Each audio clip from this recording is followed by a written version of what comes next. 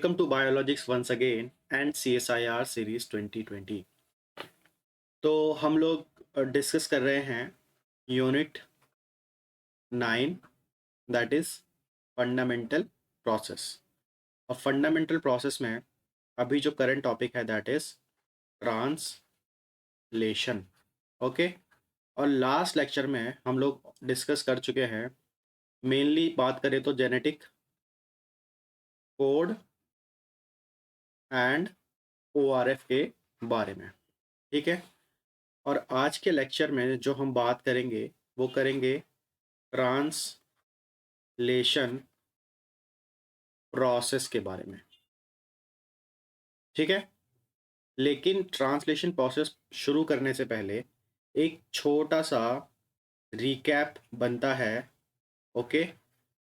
उसमें मैं आपको जो इम्पॉर्टेंट बेसिक चीज़ें थी जो लास्ट लेक्चर की वो बताऊंगा, और उसके साथ साथ हम एक न्यूमेरिकल सॉल्व करेंगे जिससे आपका सब कुछ क्लियर होगा फर्स्ट वाले लेक्चर का, और जो भी बेसिक कंसेप्ट्स हैं वो सब। ठीक है। तो रिकैप शुरू करते हैं। ओके। तो लास्ट लेक्चर में हम लोगों ने डिस्कस किया था सबसे पहले इसके बारे में, जेनेटिक कोड के बारे में, है ना। तो जेनेटिक कोड के बारे में मैंने आपको बताया था, और ये बताया था कि genetic code is defined as the collection of all 64 codons, ये बताया था, है ना। और बताया था कि जो 64 कोडोन्स हैं वो सारे मिलकर आपके कितने अमीनो एसिड्स को कोड करते हैं? 20 अमीनो एसिड्स को। राइट, ये चीज़ आपको पता है। ठीक है। तो 64 कोडोन्स में से आपके 61 जो कोडोन्स हैं, 61 कोडोन्स, ये आपके एक्चुअल में एनकोड करते हैं किसको? अमीनो एसिड्स को। राइट। और जो 3 कोडोन हैं, 3 codons, they are stop codons. ठीक है। और वो कौन कौन से थे? वो कौन कौन से हैं? वो हैं आपके AUG, sorry not AUG, this is the initiation codon. ये है आपका UAA, UAG एंड UGA। ये हैं आपके स्टॉप कोडोन्स, और इनको आप नॉनसेंस कोडोन्स भी बोलते हो। ठीक है। राइट। ओके। तो ये जो अब आपके ये जो 61 कोडोन्स हैं, इसमें से आपका एक कोडोन जो है, एक कोडोन जो होता है वो होता है आपका इनिशिएशन कोडोन। समझ रहे हो इस चीज़ को, है ना। तो जल्दी से 2 मिनट में, 2 मिनट तो बहुत ज़्यादा हो गए, जल्दी से हम थोड़ा सा इनिशिएशन कोडोन के बारे में जानते हैं। ठीक है। और एक इम्पॉर्टेंट बात बताऊंगा आपको इनिशिएशन कोडोन के बारे में। ठीक है। तो जो इनिशिएशन कोडोन होता है ना, वो मेनली जो आपका होता है, यूनिवर्सली जो होता है वो होता है आपका AUG। ठीक। और AUG किसको कोड करता है? आपका मिथियोनीन को। ये आपको पता है ना। तो ये जो आपका AUG है, this is the universal initiation codon, है ना। चलो, ये तो पता चल गया। लेकिन इसके अलावा एक कोडोन और होता है जो होता है आपका GUG। ठीक है। GUG is also an initiation codon. ठीक। But but rarely. ठीक है। या ओकेशनली, कहीं कहीं पर आपका GUG एक्ट करता है एज एन इनिशिएशन कोडोन। ठीक है। लेकिन ओकेशनली इन बैक्टीरिया, याद रखना। ठीक है। यूकैरियोट्स में AUG हमेशा as a initiation codon use होता है, लेकिन बैक्टीरिया में कहीं कहीं पर GUG यूज़ होता है as an initiation codon, very occasionally, very rarely. And AUG जो होता है वो आपका मोस्टली इनिशिएशन कोडन होता है बैक्टीरिया में। तो बैक्टीरिया में आपके दो कोडन हो गए, एक तो GUG और दूसरा EUG। ठीक है, तो ये चीज़ आपको याद रहेगी। ग्रेट। इसके बाद we discussed about the ORF in first lecture, that is open reading frame, है ना। ओके, तो यहाँ पर मैं आपको एक एग्जाम्पल के थ्रू कुछ इम्पॉर्टेंट चीज़ें समझाने की कोशिश करता हूँ, और वो आपको चीज़ें बहुत ही ध्यान से समझनी है, वो काफ़ी इम्पोर्टेंट आपके लिए। ठीक है, तो देखिए यहाँ पर मैं आपके सामने एक न्यूक्लियोटाइड का सीक्वेंस लिखने जा रहा हूँ। ठीक है, AUG CAACUG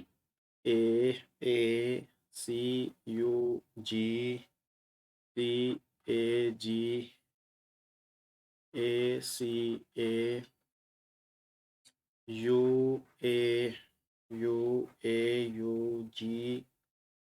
AUA CAAUUU।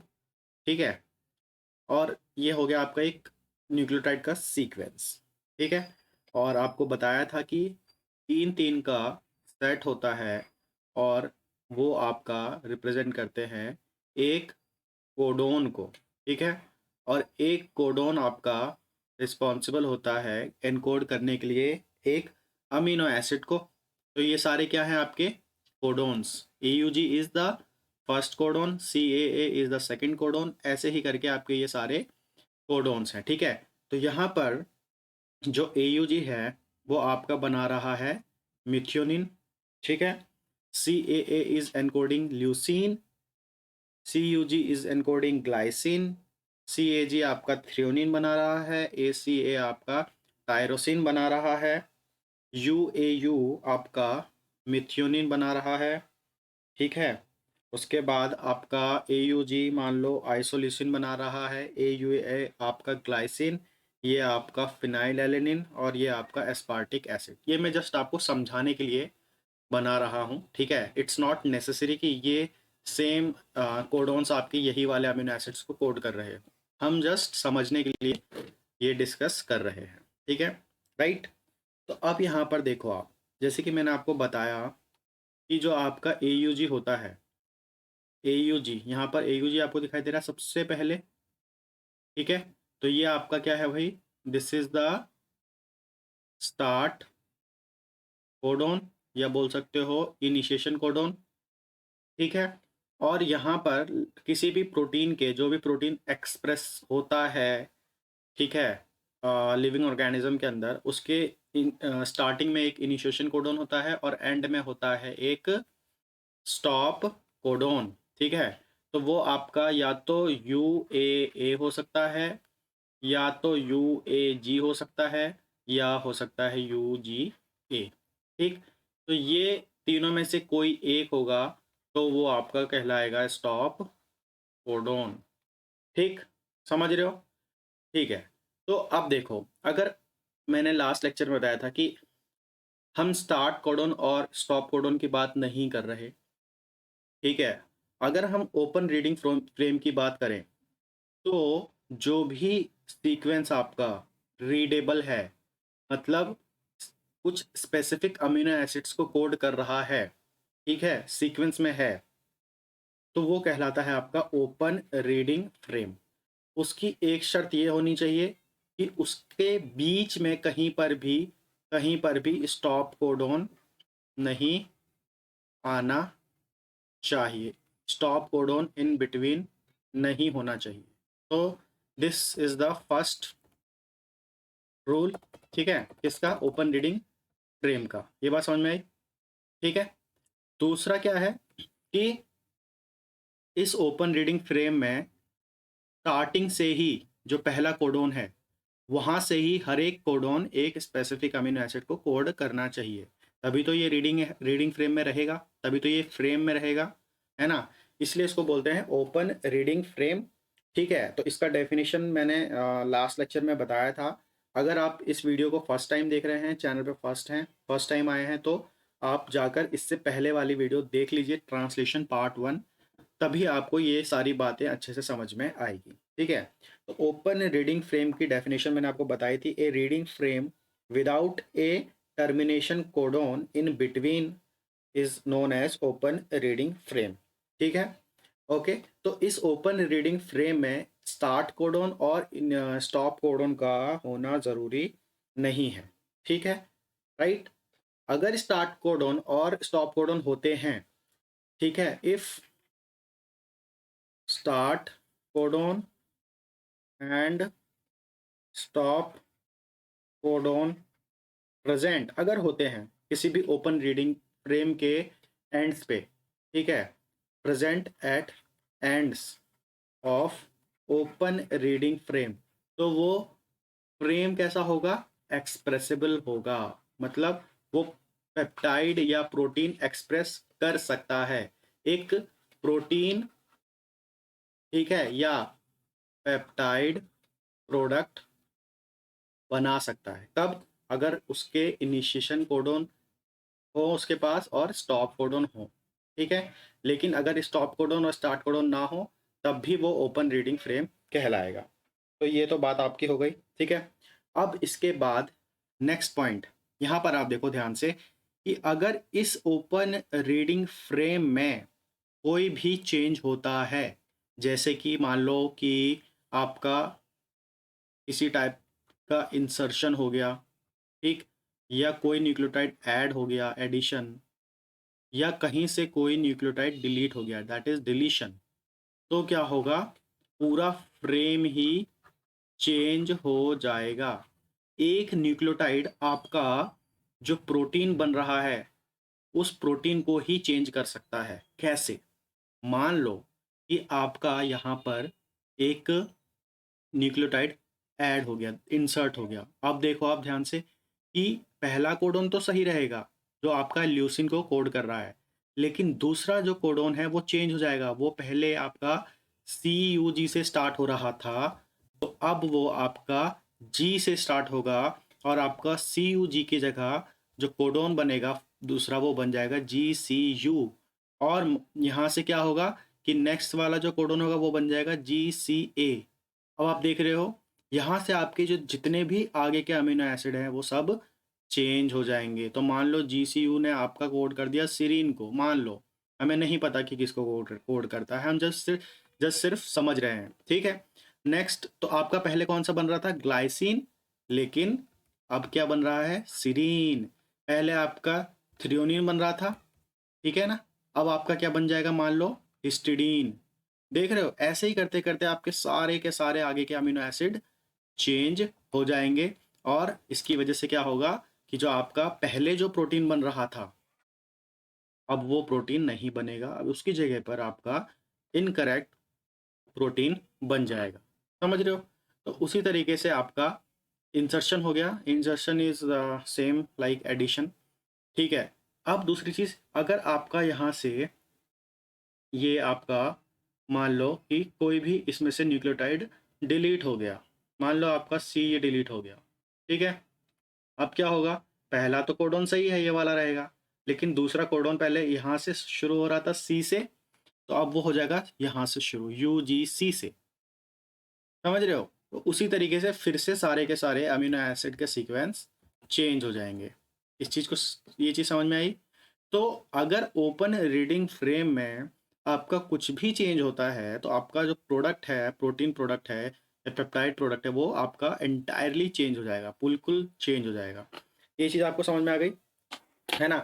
तो अब हम इसके बाद स्टार्ट करेंगे आपका ट्रांसलेशन प्रोसेस, लेकिन उससे पहले एक बहुत ही अच्छा सा एक क्वेश्चन सॉल्व करते हैं, जिससे आपको बहुत सारी चीज़ें क्लियर हो जाएंगी और आपको पता चलेगा कि कैसे न्यूमेरिकल, किस टाइप के न्यूमेरिकल आते हैं और कैसे सॉल्व करनी चाहिए, ठीक है? चलिए, तो एक क्वेश्चन है और वो क्वेश्चन क्या है, मैं आपको बोलता हूँ, आप शॉर्ट में लिख भी सकते हैं, ठीक है। एक जीन है, ठीक है, दिस इज ए क्वेश्चन, ठीक। ये क्वेश्चन है जो वो ये है कि a gene coding for a typical protein with a molecular weight of 60,000 kilo dalton, ठीक है। यहाँ पर एक बात याद रखना कि अगर आपके क्वेश्चन में सिर्फ मॉलिक्यूलर वेट बोलता है 60,000 और अगर कोई भी यूनिट नहीं लिखता, तो आपको समझ लेना है कि वो किलो डाल्टन में ही होगा, ठीक है। प्रोटीन की जो यूनिट होती है मॉलिक्यूलर वेट, वो किलो डाल्टन में ही यूजुअली होती है, ठीक है, किलो डाल्टन। तो क्या है, how many codons will be there in an open reading frame approximately। Question समझ में आ रहा है आपको, ठीक है। This is the first part. Second part है इस क्वेश्चन का कि how many nucleotides will be present in open reading frame approximately, ठीक है। तो क्वेश्चन को सॉल्व करते हैं, है ना। क्वेश्चन को सॉल्व करते हैं, तो देखिए, सबसे पहले क्वेश्चन को समझिए। इसने बोला है कि एक जीन है, ठीक। एक जीन है, मान लो ये आपका जीन है और ये आपका एक प्रोटीन बना रहा है। This is the protein that is encoded by this particular gene, right. और इस प्रोटीन का जो मॉलिक्यूलर वेट है वो है आपका 60,000 किलो डाल्टन, ठीक है।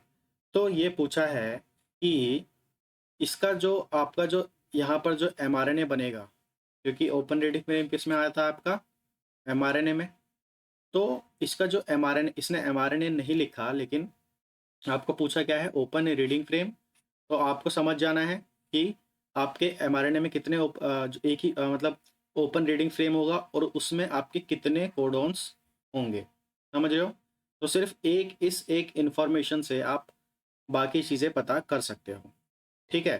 तो आपका क्या बन रहा है, एक प्रोटीन बन रहा है, ठीक है।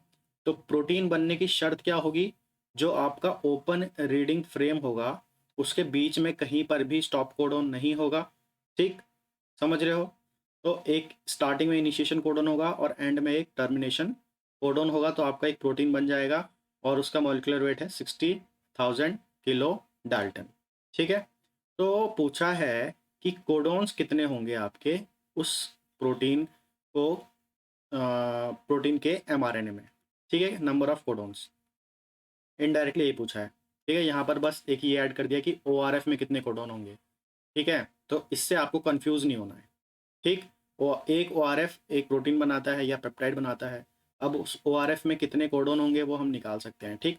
दूसरा पूछा है कि न्यूक्लियोटाइड कितने होंगे, नंबर ऑफ न्यूक्लियोटाइड्स। अब बहुत आसान है ये, देखते हैं कैसे सॉल्व करेंगे इसको। देखो यहाँ पर ध्यान से, यहाँ पर प्रोटीन का जो मॉलिक्यूलर वेट है वो कितना है, 60,000 किलो डाल्टन। समझ में आ रही है चीज़, है ना।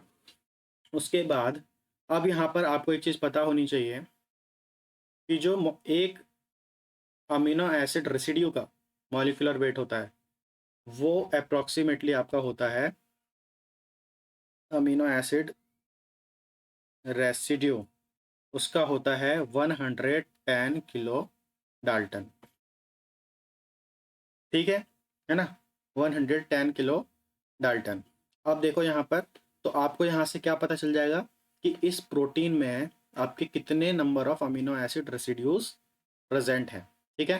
तो यहाँ से हम निकाल सकते हैं number of amino acid residues in 60,000 एडा प्रोटीन। कैसे निकालेंगे? 60,000 को डिवाइड कर देंगे 110 से, ठीक है। तो ये आपका अप्रोक्सीमेटली आएगा 500 के अराउंड, ठीक है। एग्जैक्टली बात करूँ तो वो आएगा 545, ठीक है, राइट। तो हमको अप्रोक्स निकालना है, तो आप मान लो 500 आपके आए। मैं आपको समझाना चाह रहा हूँ, ठीक है। अब देखो कि आपके नंबर ऑफ अमीनो एसिड्स कितने निकले, 500, ठीक है। अब पूछा पूछा क्या था क्वेश्चन में कि कोडोन्स कितने होंगे, तो you know that one amino acid is encoded by one codon. तो बस सिंपल है, 500 अमीनो एसिड तो आपने निकाल ही लिए, तो कोडोन्स कितने हो गए उस ओपन रीडिंग फ्रेम में, कितने हो गए, 500 कोडोन्स अप्रोक्सीमेटली, ठीक है। दूसरा पार्ट बहुत सिंपल है, देखिए ध्यान से। एक कोडोन में कितने न्यूक्लियोटाइड्स होते हैं? 3 होते हैं, 3 न्यूक्लियोटाइड्स होते हैं ना एक कोडोन में, जैसे AUG कोड्स फॉर मिथ्योनिन। और 3 न्यूक्लियोटाइड मिलकर आपका एक कोडोन बनाते हैं, और ये कोड करता है आपका एक अमीनो एसिड को। बस सिंपल है। तो यहाँ पर कितने अमीनो एसिड बन रहे हैं? 500। कितने कोडोन्स हैं? 500। तो न्यूक्लियोटाइड्स कितने होंगे? बस number of nucleotides is equals to 500 into 3, approximately 1500 nucleotides आपके होंगे। बस इसमें कुछ भी नहीं था, बहुत इजी था। इस टाइप के न्यूमेरिकल्स आपको एग्जाम में पूछे जा सकते हैं, ठीक है। तो ये चीज़ें आपको पता होनी चाहिए, कंसेप्ट्स आपको पता होने चाहिए, ठीक है, कि कैसे मॉलिक्यूलर वेट से number of amino acid residues निकाल सकते हैं, फिर कैसे नंबर ऑफ न्यूक्लियोटाइड्स निकाल सकते हैं, ठीक है। तो अगर आपने DNA से RNA और RNA से प्रोटीन तक का जो सफ़र है वो बहुत ही समझदारी के साथ कॉन्शियस रहकर तय किया है, तो आपको इन सारी चीज़ों में दिक्कत बिल्कुल भी नहीं आनी चाहिए, करेक्ट। ओके, तो क्या अब हम प्रोटीन सिंथेसिस का जो बेहतरीन प्रोसेस है वो शुरू कर सकते हैं, है ना। तो आई होप कि you all are ready to understand now the process of what, process of protein synthesis, ठीक है, जिसको क्या बोला जाता है, ट्रांसलेशन, है ना। चलिए तो शुरू करते हैं ट्रांसलेशन। ओके, तो चलो एक बात बताओ, अभी आपने DNA रेप्लिकेशन पढ़ा, ठीक है, मैंने आपको अच्छे से समझाया रेप्लिकेशन और ट्रांसक्रिप्शन, ठीक है। तो अब एक बात बताओ कि उसमें जो मेन जो प्रोसेस थे, मतलब मेन जो स्टेप्स थे, 3 स्टेप्स थे, कौन कौन से थे? वो आपके थे, एक तो था आपका इनिशिएशन, समझ रहे हो, इनिशिएशन था। दूसरा क्या था? दूसरा था इलोंगेशन, समझ रहे हो। और तीसरा क्या था? तीसरा था टर्मिनेशन, है ना। ये 3 स्टेप्स में कंप्लीट हुआ था आपका क्या? दोनों ही। कौन कौन सा? एक तो रेप्लिकेशन एंड ट्रांसक्रिप्शन, ठीक है।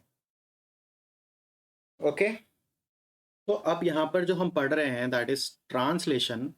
पहले पहले ही आपको बता दूं कि ये जो प्रोसेस है ट्रांसलेशन का, वो रेप्लिकेशन और ट्रांसक्रिप्शन के कंपैरिजन में है थोड़ा सा कॉम्प्लेक्स और थोड़ा सा कॉम्प्लिकेटेड। क्यों? क्योंकि यहाँ पर ये जो ट्रांसलेशन का जो प्रोसेस है वो आपका न्यूक्लिक एसिड को भी टैकल कर रहा है ना, इसको mRNA को, और आपका प्रोटीन मशीनरी को भी टैकल कर रहा है। तो इस प्रोसेस की जो स्पेशलिटी है वो थोड़ी ब्रॉड है, मतलब working area, working space broad है, समझ रहे हो इस चीज़ को, है ना। तो इसीलिए ये जो ट्रांसलेशन का प्रोसेस है ये थोड़ा है आपका कॉम्प्लिकेटेड। और ये कॉम्प्लिकेटेड इसलिए है क्योंकि इन तीनों स्टेप्स के अलावा, that is initiation is first step, elongation is second step और टर्मिनेशन इज़ थर्ड स्टेप, इसमें 2 एक्स्ट्रा स्टेप होते हैं इस पूरे एंटायर प्रोसेस के पहले भी और एक प्रोसेस होता है इसके बाद। तो इनिशिएशन से जो पहले का जो स्टेप होता है, वो होता है आपका कौन-सा? Activation of amino acid. तो this is the pre initiation step. समझ रहे हो? है ना? Activation of amino acid is compulsory before incorporation into polypeptide. समझ रहे हो? तो किसकी बात चल रही है? प्रोटीन सिंथेसिस की, है ना? ये मान लो अमीनो एसिड है, ठीक है? तो यहाँ पर ये क्या बन रहा है आपका? पॉलीपेप्टाइड। तो इस पॉलीपेप्टाइड में ये जो नया अमीनो एसिड ऐड होगा, मान लो ये आपका एक नया अमीनो एसिड ऐड हो रहा है, तो इस अमीनो एसिड का एक्टिवेशन होना बहुत ज़रूरी है। जब तक ये एक्टिवेट नहीं होगा, ये ग्रोइंग पॉलीपेप्टाइड में ऐड नहीं होगा। समझ रहे हो? तो इनिशिएशन से पहले this pre initiation step, that is activation of amino acid is compulsory. और जब एक बार टर्मिनेशन हो जाता है, मतलब प्रोटीन पूरा सिंथेसाइज हो जाता है, तो उसके बाद एक और स्टेप है जो कि इम्पॉर्टेंट है, और वो है आपका क्या? That is post synthetic processing. और ये स्टेप इसलिए ज़्यादा ज़रूरी है क्योंकि जो नया प्रोटीन बनता है आफ्टर टर्मिनेशन, वो होता है आपका नॉट फंक्शनल। फंक्शनल नहीं होता, बोल सकते हो इनएक्टिव होता है। तो उसमें कुछ पोस्ट सिंथेटिक प्रोसेसिंग होती है, मतलब उसमें कुछ मॉडिफिकेशंस होते हैं जिससे वो आपका हो जाता है एक्टिव, और उसको ही बोला जाता है पोस्ट ट्रांसलेशनल मॉडिफिकेशन। ठीक है? ठीक, समझ रहे हो? For the proper functioning of protein product. तो अब इसके बाद अगर हम बोलें कि प्रोटीन सिंथेसिस का जो पूरा प्रोसेस होता है वो कितने स्टेप्स में कंप्लीट होता है, तो वो कंप्लीट होता है आपका टोटल 5 स्टेप्स में। ये बात आपको समझ में आई, है ना? तो a functional protein is synthesise in 5 stages. ठीक है?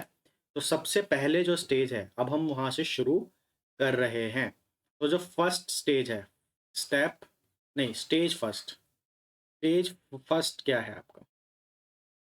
तो ये जो होता है वो जैसे कि मैंने बताया कि एक्टिवेशन ऑफ अमीनो एसिड, है ना?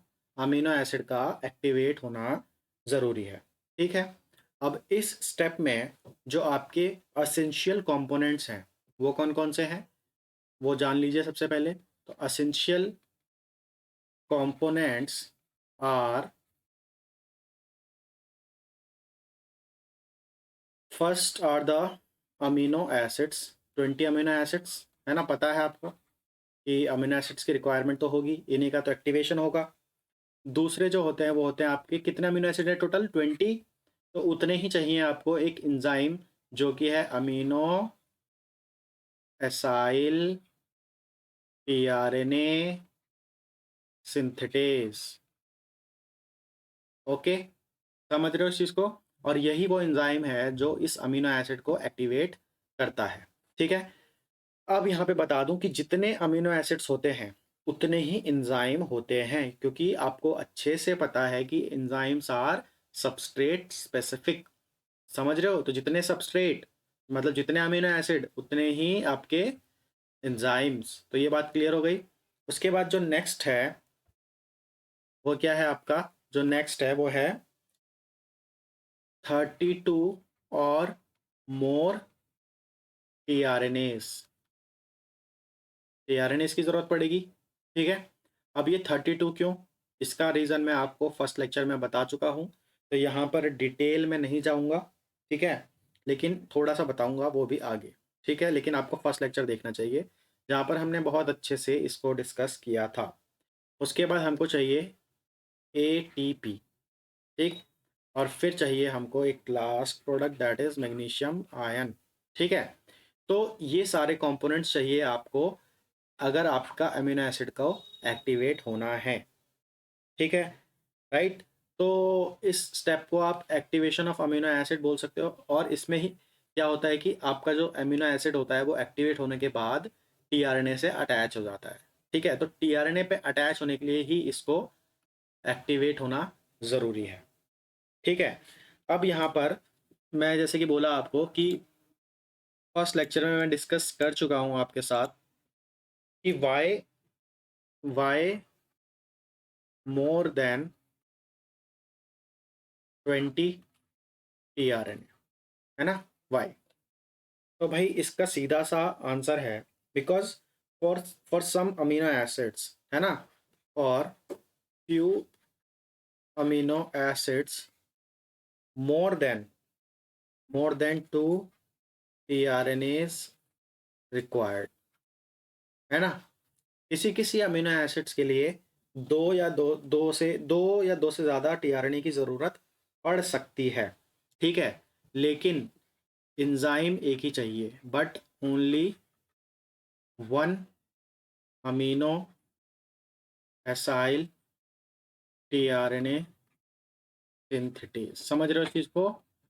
टीआरएनए एक अमीनो एसिड के लिए दो या दो से ज़्यादा हो सकते हैं ज़रूरत, लेकिन एंजाइम एक ही चाहिए क्योंकि वो स्पेसिफिक किसके होता है, अमीनो एसिड के। ये सारी चीज़ें भी मैं और अच्छे से जैसे जैसे हम इस लेक्चर में आगे बढ़ेंगे और क्लियर होती जाएंगी। ठीक है, और ये लेक्चर आपके लिए इतना ज़्यादा इंटरेस्टिंग होने वाला है, इतना ज़्यादा इंटरेस्टिंग होने वाला है कि क्योंकि इसमें हम बहुत अच्छे अच्छे कंसेप्ट को बहुत अच्छे तरीके से पढ़ेंगे। ठीक है, और आपको सच में बहुत मज़ा आएगा, तो बहुत ध्यान से धीरे धीरे पढ़िए। ठीक है, क्योंकि मैं इस लेक्चर को ज़्यादा जल्दी जल्दी में पढ़ाना नहीं चाहता। ठीक है, बहुत ही इंपॉर्टेंट लेक्चर है और यहाँ से बहुत क्वेश्चन पूछे जाते हैं, बहुत मतलब बहुत सारे क्वेश्चन। ठीक है, तो आपको हर एक कंसेप्ट को समझना बहुत ज़रूरी है। तो यहाँ पर मैं एक एग्जांपल देता हूँ आपको, और वो एग्जांपल दे रहा हूँ मैं आपको किसका, ल्यूसीन का। ठीक है, तो आपने फर्स्ट लेक्चर देखा होगा, तो उसमें मैंने बताया था आपको कि जो ल्यूसीन होता है उसको more than one codons code करते हैं। समझ रहे हो कितने codons, 6 codons encode encode the leucine amino acid, और वो कौन कौन से हैं, वो हैं ये सारे। ठीक है, तो ये मैं आपके साथ ऑलरेडी डिस्कस कर चुका हूँ। ठीक है, अब देखो ध्यान से, अब यहाँ पर देखो ध्यान से कि ये चीज़ मैं आपको बताया था, तो मैं डिटेल में नहीं जाऊँगा, बस आपको रिवाइज करवा रहा हूँ। लेकिन अगर आपने फर्स्ट लेक्चर नहीं देखा तो वो आपको देखना बहुत ज़रूरी है। तो देखो यहाँ पर कि इन दोनों कोडोन्स के लिए आपका चाहिए 1 टीआरएनए। ठीक है, क्योंकि इन दोनों का जो फर्स्ट 2 न्यूक्लियोटाइड्स है वो सेम है, इसमें भी वही है यू और यू, और यहाँ पर भी यू और यू। ठीक है, और ये इसका रीज़न मैंने फर्स्ट लेक्चर में बताया था, तो जाकर उसको देखिए। और यहाँ पर देखिए इनका जो फर्स्ट न्यूक्लियोटाइड्स है दोनों वो सेम है, तो इसके लिए आपको सेकंड टीआरएनए की ज़रूरत पड़ेगी। ठीक है, तो टोटल कितने टीआरएनए यहाँ पर चाहिए, 2 टीआरएनए और ल्यूसिन। ठीक है, राइट, समझ में आ रहा है? तो देखो यहाँ पर कि जो आपका टीआरएनए होता है फॉर ल्यूसिन, तो उसको हम ऐसे लिखते हैं। ये सारी चीज़ें आप ध्यान रखिए, आगे अभी ज़रूरत पड़ेगी। टीआरएनए यहाँ पर लिखा रहता है छोटा सा ल्यूसिन। तो अगर ऐसा है, यहाँ पर जो अमीनो एसिड का नाम लिखा हुआ है इसका मतलब वो क्या है, the tRNA is specifically for that particular amino acid. ठीक है, तो यहाँ पर एक टीआरएनए ये वाला हो गया, मतलब यहाँ पर जो टीआरएनए फॉर ल्यूसिन है वो टोटल कितने होंगे, 2 होंगे। ठीक है, एक तो आपका इन दोनों कोडोन्स को रिकॉग्नाइज करेगा, और जो दूसरा वाला टीआरएनए फॉर ल्यूसिन है वो आपका इन चारों कोडोन्स को रिकॉग्नाइज करेगा। ठीक है, लेकिन यहाँ पर जो एंजाइम है, ठीक है, that is amino acyl tRNA synthetase, ये सेम एंजाइम की ज़रूरत पड़ेगी। तो ये सेम ही अकेला एंजाइम इस वाले टीआरएनए और ल्यूसिन को भी आपस में अटैच करवाएगा, सेम, ठीक है, सेम एंजाइम। और यही सेम एंजाइम इस सेकंड टीआरएनए और इस ल्यूसिन को भी अटैच करवाएगा। तो अब आपको भी ये चीज़ें क्लियर हो रही होंगी धीरे धीरे कि एंजाइम एक ही चाहिए स्पेसिफिकली एक अमीनो एसिड के लिए, लेकिन tRNA can be more than 2 for particular amino acids. ठीक है, तो ये चीज़ अब आपको समझ में आ गई है, तो फिर इसके आगे हम चल सकते हैं और अब एक्चुअल में देखते हैं कि कैसे एक अमीनो एसिड का एक्टिवेशन होता है, ठीक है, और कैसे वो टीआरएनए से जाकर अटैच हो जाते हैं। ठीक है, ओके। तो अब ये प्रोसेस आपको बहुत ध्यान से समझना है, ठीक है। तो चलिए देखिए अब यहाँ पर कि ये है आपका एक amino acid, this is an amino acid, ठीक है। ये है आपका एक अमीनो एसिड। आपको पता है कि उसका एक होता है कार्बोक्सिलिक एंड और एक होता है अमीनो एंड, ठीक है। COOH that is carboxylic group and NH3 positive that is amino group. Each amino acid has these two groups at their ends, है ना, टर्मिनल एंड्स। समझ में आया? ओके। तो अगर हम इस अमीनो एसिड की बात करें तो ये अभी है आपका कैसा, ये है इनएक्टिव, इनएक्टिव अमीनो एसिड, ठीक है ना। अब देखो यहाँ पर क्या होता है कि इसका सबसे पहले तो होना है आपका एक्टिवेशन, ठीक है, राइट। इस मैं चाहता हूँ कि इससे आगे चलने से पहले आपको एक छोटी सी समरी बता दूं कि हम ओवरऑल क्या डिस्कस करने जा रहे हैं, ताकि आपके दिमाग में एक पिक्चर क्लियर रहे, ठीक है ना। तो हम डिस्कस क्या करने जा रहे हैं कि देखो आपका आपका ये जो है ये है राइबोसोम, ये है आपका राइबोसोम, ठीक है। सॉरी, इस तरीके से होता है, ये है आपका लार्जर सब यूनिट और ये है स्मॉलर सब यूनिट, ये राइबोसोम है। इस राइबोसोम पे आपका प्रेजेंट होता है एमआरएनए, ठीक। एमआरएनए पे होते हैं आपके कोडोन्स, ठीक है, ये आपका एमआरएनए है, ठीक, राइट। उसके बाद आपका जो टीआरएनए होता है, टीआरएनए जो होता है वो आपका, उसके पास यहाँ एंटी कोडोन्स होते हैं, एंटी कोडोन्स, ठीक है। ये है आपका टीआरएनए, ठीक। और ये टीआरएनए आपका एक अमीनो एसिड को लेकर आता है, ठीक है, समझ रहे हो। और ये पहले इसके जो एंटी कोडोन्स हैं वो इन कोडोन्स को पहचानते हैं, ठीक है। मान लो यहाँ पर AUG है, तो ये पहचानेगा कि ये AUG ही है, तो ये उसी अमीनो एसिड को यहाँ पर लेके आएगा। तो AUG किस अमीनो एसिड के लिए होता है, मिथियोनिन, ठीक है। तो ये आपका टीआरएनए हो गया, ये आपका अमीनो एसिड हो गया। तो टीआरएनए यहाँ पर अमीनो एसिड को लेकर आता है किसके पास, एमआरएनए प्लस राइबोसोम के पास, ठीक है, ताकि ये मिथ्योनिन जो यहाँ पर पॉलीपेप्टाइड ग्रो हो रहा है, अब ये मिथ्योनिन को यहाँ पर इस ग्रोइंग पॉलीपेप्टाइड के ऊपर ट्रांसफर कर दे, ठीक है। तो हम ये ओवरऑल डिस्कस करेंगे, ठीक है। तो अभी हम कौन से स्टेप पे हैं कि ये जो मिथियोनिन है ये कैसे इस टीआरएनए पे अटैच हुआ है, समझ में आया। तो यहाँ पर हम डिस्कस ये कर रहे हैं, that is activation of amino acid and attachment to the tRNA, ये चीज़ हम डिस्कस कर रहे हैं। तो आई होप अब आपको थोड़ा पिक्चर दिमाग में क्लियर हो गया होगा, अब आप अच्छे से समझेंगे, ठीक है। तो चलिए देखते हैं, समझते हैं, है ना। तो ये आपका जो अमीनो एसिड है वो है आपका अभी इनएक्टिव अमीनो एसिड, ठीक। अब क्या होता है कि इसका सबसे पहले होता है आपका एक्टिवेशन। तो एक्टिवेशन कैसे होगा, तो देखो यहाँ पर कि यहाँ पर आपका एक एंजाइम होता है और उस एंजाइम का नाम होता है आपका अमीनो एसाइल टीआरएनए सिंथेटेज, ठीक है, ये आपका है एक एंजाइम।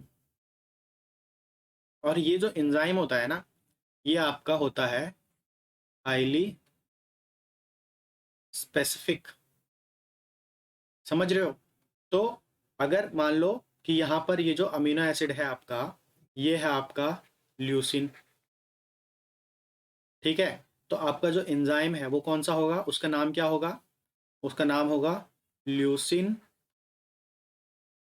TRNA synthetase. ल्यूसिनाइल होगा, ठीक है, ल्यूसिनाइल टीआरएनए सिंथेटेज। ठीक, अगर यहाँ पर आपका है मिथियोनिन, तो एंजाइम कौन सा होगा आपका? एंजाइम होगा मिथियोनाइल टीआरएनए सिंथेटेज। ठीक है, तो इस तरीके से जो अमीनो एसिड होगा वही आपका एंजाइम होगा। ये छोटे छोटे जो कंसेप्ट हैं ना, ये आपके लिए बहुत इंपॉर्टेंट है, और इनको मिस नहीं करना बिल्कुल भी। सारी पिक्चर्स बिल्कुल क्रिस्टल क्लियर आपके दिमाग में होनी चाहिए। समझ में आ रही है चीज़? ठीक है, तो समझ गए? तो ये एंजाइम इज हाईली स्पेसिफिक, और यही पर्टिकुलर अमीनो एसिड को एक्टिवेट करती है।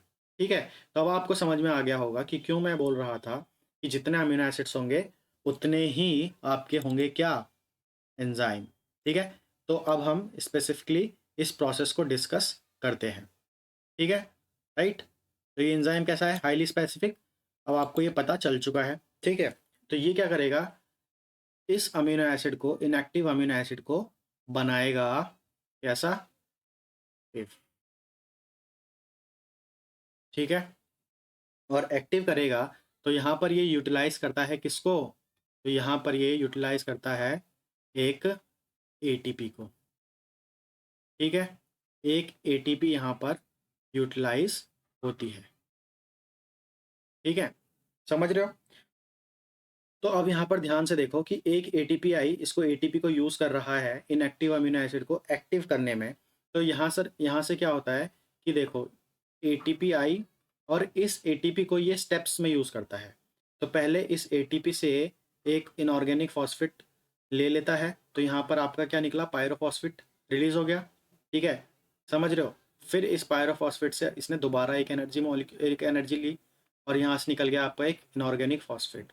ठीक है, तो बोल सकते हो कि two high energy phosphate bonds are utilized in activation of this amino acid, है ना? तो आपको पता है कि एटीपी में कितने बॉन्ड होते हैं? फॉस्फेट बॉन्ड 3 होते हैं। सॉरी, 3 आपके क्या होते हैं? फॉस्फेट ग्रुप्स होते हैं। तो एक बार ये वाला बॉन्ड ब्रेक होता है और एक ये वाला बॉन्ड ब्रेक होता है। यहाँ से 2 बार एनर्जी रिलीज होती है। ठीक है, तो एक एटीपी को ये 2 स्टेप्स में यूज करता है, ये वाला एंजाइम। ठीक, और फिर यहाँ से फाइनली इसको क्या मिलता है? AMP। ठीक है, तो ये जो AMP मिलता है, ठीक है, ये एंजाइम यहाँ पर यूटिलाइज हो रहा है। ठीक है, ये एंजाइम यहाँ पर यूटिलाइज हो रहा है। इसको बल्कि हम ऐसे, हाँ ऐसे लिखते हैं, यहाँ पर ये एंजाइम आ रहा है। ठीक है, तो यहाँ पर ये इसने फाइनली क्या ले लिया? AMP। अब ये AMP को क्या करता है? अटैच कर देता है आपका किसके साथ? Carboxylic end of amino acid. समझ में आई ये चीज़? समझ में आई? ठीक है, देखो, तो यहाँ पर जैसे ही ये AMP इस इनएक्टिव अमीनो एसिड के साथ अटैच होती है, तो क्या होता है कि जो आपका अमीनो एसिड है वो हो जाता है अब एक्टिव अमीनो एसिड। ठीक है ना? तो यहाँ पर आपको लिख लीजिए कॉपी में कि ये क्या होता है। यहाँ पर फर्स्ट स्टेप में क्या होता है? ये जो एंजाइम है आपका, ये 2 स्टेप्स में काम करता है। ठीक है, समझ रहे हो? तो जो पहला स्टेप है यहाँ पर, फर्स्ट स्टेप में लिख लीजिए कि the carboxylic group of amino acid reacts with the alpha phosphate of ATP to form anhydride linkage. ठीक है, तो यहाँ पर ये जो लिंकेज बन रही है, ये वाली, ये है आपकी एनहाइड्राइड लिंकेज। ठीक, अब ये अमीनो एसिड आपका एक्टिवेट हो चुका है और इसी को बोलते हो आप, दूसरा नाम इसको बोल सकते हो कि इसको बोलते हैं अमीनो एसाइल AMP। ठीक है, अमीनो एसाइल का मतलब ये है आपका अमीनो एसिड, ठीक है, राइट, जिसके साथ आपका AMP ग्रुप जुड़ चुका है। तो अगर आपका यहाँ पर लूसीन होता तो वो कहलाता ल्यूसाइल AMP, मिथ्योनिन होता तो कहलाता मिथ्योनाइल AMP, ठीक है, स्टिडाइल AMP। ठीक है, तो यहाँ पर हम एक जनरल किसी भी अमीनो एसिड की बात कर रहे हैं, इसलिए ये कहला रहा है अमीनो एसाइल AMP। तो अमीनो एसाइल AMP का मतलब होता है कि वो अमीनो एसिड एक्टिव हो चुका है, that is activated amino acid. ठीक है, यहां तक बात समझ में आ गई, क्लियर है ये चीज, राइट। अब देखो कि अब जब ये एक्टिव हो गया अमीनो एसिड, ठीक है, तो उसके बाद जो नेक्स्ट स्टेप होता है वो होता है कि इस एक्टिवेटेड अमीनो एसिड को अटैच करवाना टीआरएनए के साथ। ठीक है, अब वो टीआरएनए क्या करेगा, इस अमीनो एसिड को लेकर जाएगा कहाँ, जहां पर एमआरएनए और राइबोसोम है। ठीक है, तो अब देखो कि यही एंजाइम ये वाला फर्स्ट स्टेप भी करवा रहा है, ठीक है, और यही एंजाइम आपका सेकंड स्टेप भी करवाएगा। तो अब देखो इसने क्या किया, अब ये एंजाइम क्या करेगा, इस एक्टिवेटेड अमीनो एसिड को अटैच करवाएगा किसके साथ भाई, तो वो करवाएगा आपका टीआरएनए के साथ। ठीक है, तो ये है आपका टीआरएनए जिसका 3 प्राइम एंड है आपका CCA, this is 5 prime and, ये है एंटी कोडोन लूप। ठीक है, तो ये टीआरएनए यहाँ से आएगा आपका। ठीक, ये एंजाइम अब इस टीआरएनए को और इस अमीनो एसिड को साथ लेकर आएगा और इसके 3 प्राइम एंड पे अटैच करवा देगा। ठीक है, तो वो आपका कुछ इस तरीके का हो जाएगा, CCA, राइट, ओके, और यहाँ पर हो जाएगा आपका C amino acid and terminal. तो आपका ये एक अमीनो एसिड जुड़ गया है यहाँ पर इस टीआरएनए के साथ। ठीक है, राइट, है ना। तो अब देखो यहाँ पर कि ये वाला जो लिंकेज बनता है, ये वाला लिंकेज इसको बोलते हैं एसाइल लिंकेज या एस्टर बॉन्ड, ये चीज़ याद रखना। ठीक है, तो अमीनो एसिड कहाँ एंड हो रहा है भाई, ऐड हो रहा है 3 प्राइम एंड पे। ठीक है, जहाँ पे ये आपका कंजर्व्ड होता है सीक्वेंस CCA। ठीक है, तो अगर बैक्टीरिया में बात करें तो बताया था फर्स्ट लेक्चर में कि किसी किसी टीआरएनए में ये पहले से ही होता है और कब किसी किसी टीआरएनए में ये during the tRNA processing add कर दिया जाता है। ठीक है, तो अब देखो ये कैसा हो गया आपका, ये हो गया आपका सेकंड स्टेप। ठीक है, तो first and second step both are performed by single enzyme, ये बात आपको याद रखनी है। ठीक है, समझ में आ रहा है ना। तो अब यहाँ पर जब इस टीआरएनए के साथ ये एक्टिवेटेड अमीनो एसिड आकर अटैच हो जाता है तो इस टाइप के टीआरएनए को बोला जाता है चार्ज्ड टीआरएनए। समझ रहे हो, मतलब ये टीआरएनए अब चार्ज्ड है। अब this tRNA is ready to take this amino acid to the ribosome mRNA complex. समझ में आ रहा है, और वहां पर जाके इस अमीनो एसिड को ये छोड़ देगा और ऐड कर देगा ग्रोइंग पॉलीपेप्टाइड में। तो इस तरीके से आपका अमीनो एसिड का एक्टिवेशन होता है और टीआरएनए से अटैचमेंट होता है। ठीक है, अब इस स्टेप का एक रिएक्शन है, उस रिएक्शन को आप लिख लीजिए कॉपी में, जिससे कि आपको हमेशा के लिए ये कंसेप्ट क्लियर हो जाए। ठीक है, तो वो क्या है भाई, वो है amino acid plus tRNA plus ATP.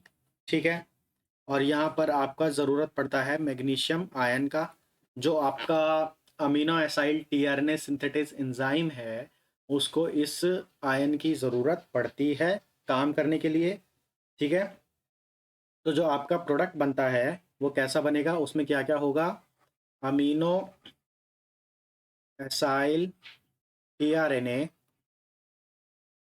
Plus AMP plus 2 phosphate.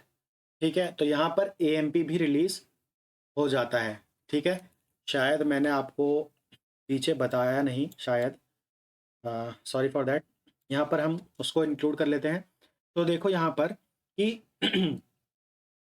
यहाँ पर देखो, यहाँ पर आपको ये एएमपी दिख रहा है ना, जब ये अमीनो एसिड एक्टिवेट हुआ था, तो जब ये अमीनो एसिड को ये एंजाइम ट्रांसफ़र करता है टीआरएनए पे, तो रास्ते में ये एएमपी रिलीज हो जाता है, तभी तो ये एंड फ्री होगा और ये अटैच हो पाएगा यहाँ पर, तो एएमपी भी रिलीज हो जाता है। वही चीज़ हमने रिएक्शन में देखी है।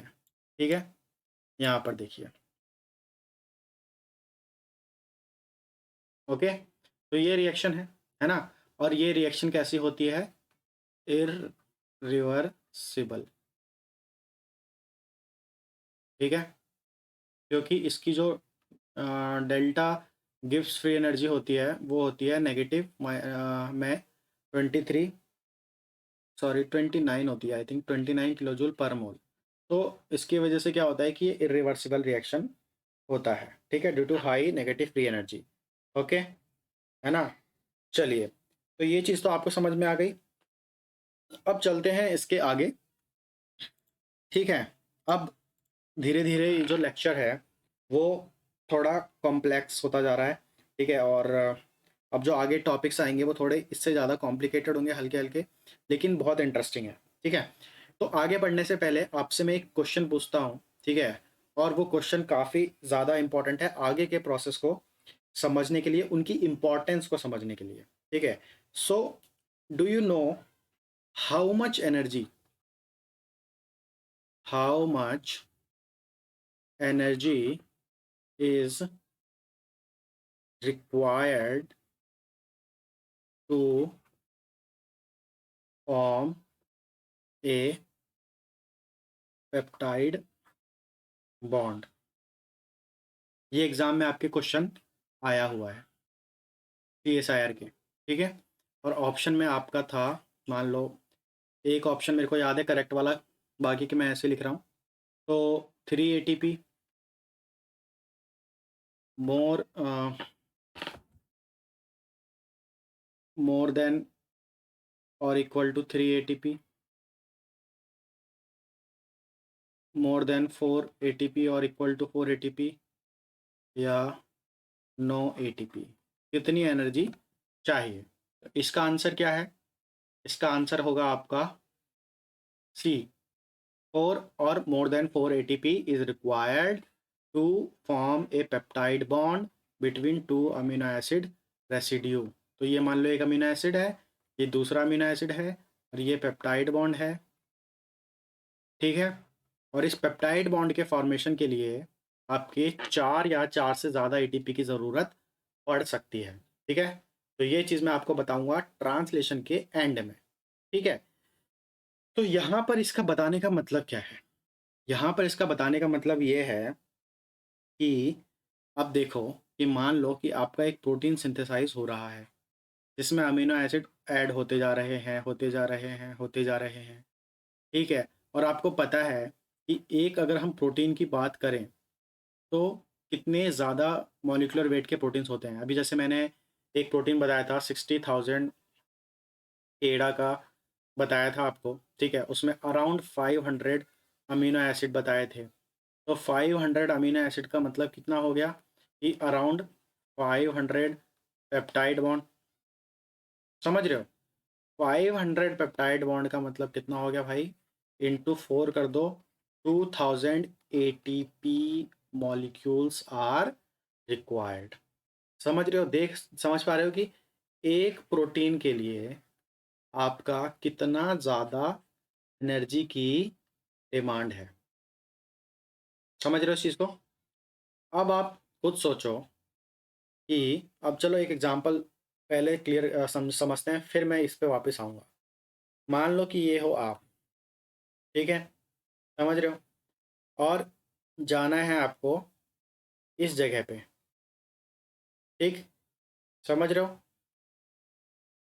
ये है आपका डेस्टिनेशन प्लेस, ठीक है? और आपका जो रास्ता है वो कुछ इस तरीके का है, ऐसा, ठीक है? और यहीं से कुछ रास्ता ऐसा जाता है, ऐसा, ठीक है? तो अब आपने क्या किया, यहाँ से चलना शुरू किया, इस रास्ते को फॉलो करना शुरू किया, और यहाँ से आप इधर जाने की बजाय आप मुड़ गए इधर और पहुँच गए यहाँ, जो कि है गलत। तो क्या हुआ? आपका टाइम, आपकी एनर्जी सब वेस्ट, ठीक है? अगर आप हर जगह चेक करके चलते अपने आप को, रीड करके चलते अपने आप को, यहाँ पर भी आप रीड करते कि मैं सही जा रहा हूँ कि नहीं, और अगर चेक करते तो आप होपफुली इस तरफ मूव करते। तो इससे क्या होता है, मतलब क्या समझे इससे, कि आपका प्रूफ रीडिंग बहुत ज़रूरी है। हर स्टेप पे आपको ये देखना ज़रूरी है कि आप सही डायरेक्शन में जा रहे हो या नहीं, ठीक है?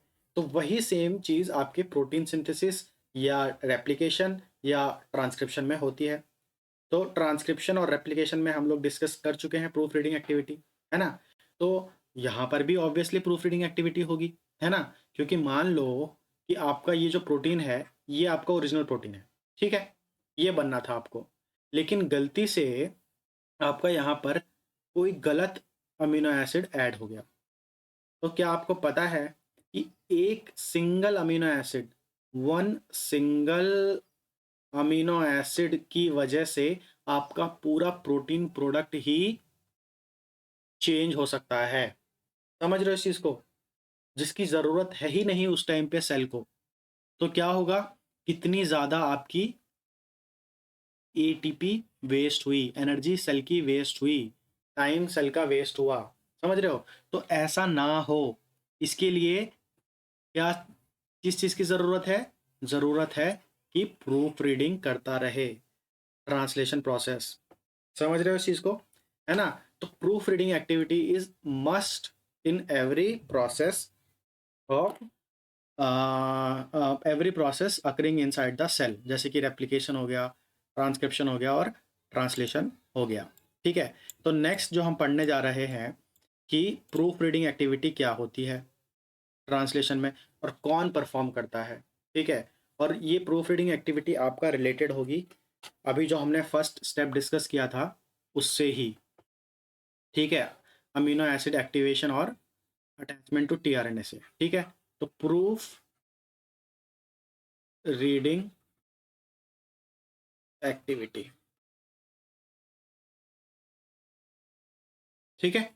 चलिए, तो प्रूफ रीडिंग एक्टिविटी हम डिस्कस प्रूफ रीडिंग कर लेते हैं। एक्टिविटी में सबसे पहले अब आपको ये देखना होगा कि एक चीज़ आप याद रखिए कि जो राइबोसोम होता है, प्रोटीन सिंथेसिस कहाँ होता है?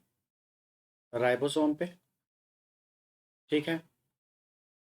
राइबोसोम पे होता है। तो यहीं पे तो फाइनली आपका टीआरएनए किसी भी अमीनो एसिड को लेकर आता है ना?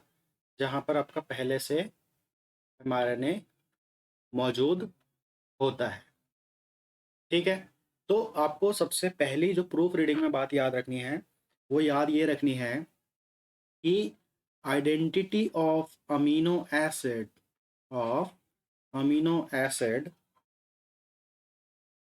Attached to tRNA is not checked on ribosome. मतलब ये कि राइबोसोम के पास अगर एक बार अमीनो एसिड आ गया टीआरएनए के साथ, तो चाहे ये गलत हो, मतलब चाहे इनकरेक्ट हो या करेक्ट हो, ये यहाँ इस पे ऐड होगा ही होगा। समझ रहे हो? तो यहाँ पे कोई भी प्रूफ रीडिंग एक्टिविटी नहीं होती। कहाँ? राइबोसोम के पास। ठीक, तो अब कहाँ पे होती है? तो इससे पहले हमने कौन सा स्टेप डिस्कस किया था? क्या होता है वहाँ पर? जहाँ पर आपका अमीनो एसिड का activation and attachment to tRNA. तो इस वाले स्टेप पे ही आपकी प्रूफ रीडिंग होती है। मतलब टीआरएनए पे अटैचमेंट होने से पहले पहले तक उस अमीनो एसिड को चेक कर लिया जाता है, ठीक है, कि वो सही है या गलत। और वहीं पर टीआरएनए पे अटैच हो भी गया अगर गलती से, और उस एंजाइम को पता चल गया अमीनो एसाइल टीआरएनए सिंथेटेज को, तो वो तुरंत उस अमीनो एसिड को टीआरएनए से हटा देता है और फिर करेक्ट अमीनो एसिड ऐड करता है। समझ रहे हो इस चीज़ को? तो इसके पास हुई प्रूफ रीडिंग एक्टिविटी। यहाँ पर प्रूफ रीडिंग जो एक्टिविटी है वो हमको पढ़नी है किसकी? Of amino acyl tRNA synthetase. Correct? ये हमको समझना है, क्योंकि ट्रांसलेशन में इसी के पास होती है प्रूफ रीडिंग एक्टिविटी। और यहाँ से आपके क्वेश्चन जो आते हैं बहुत ही इंटरेस्टिंग और कंसेप्चुअल क्वेश्चन एग्जाम में आपके आते हैं। ठीक है, इस वाले प्रोसेस को अब आपको समझना है बहुत ही ध्यान से। ठीक है, समझ रहे हो? ओके, तो अब आपको पता होगा कि इतनी देर से ये हमने अमीनो एसाइल टीआरएनए सिंथेटेज के बारे में डिस्कस किया है ना। तो इसका फंक्शन क्या है? सबसे पहले अगर आपको इसका फंक्शन पता होगा तभी आपको इसकी प्रूफ रीडिंग समझ में आएगी। तो इसका फंक्शन क्या है? To charge correct, to charge not correct, appropriate tRNA, appropriate tRNA with correct amino acid. ठीक है, समझ रहे हो? ये है इसका काम। ठीक है, और करेक्ट अमीनो एसिड को क्यों ऐड करना? To maintain translation accuracy. ठीक है ना? तो अब ये ट्रांसलेशन की एक्यूरेसी को कैसे मेंटेन करता है? ठीक है, कैसे ये करेक्ट अमीनो एसिड को टीआरएनए पे अटैच करवाता है? ठीक है, वो चीज़ अब हम समझेंगे। ठीक है, तो उससे पहले आपको ये बता दूं कि इसका जो ओवरऑल एरर रेट होता है इसका, इस एंजाइम का, अमीनो एसाइल टीआरएनए सिंथेटेज का, वो होता है 1/10,000। मतलब 10,000 बार ये सही अमीनो एसिड ऐड करेगा तो चांसेस है कि एक अमीनो एसिड गलत ऐड कर दे। तो जो एरर रेट है दैट इज़ वेरी लो। अब ये कैसे पॉसिबल हो पाता है?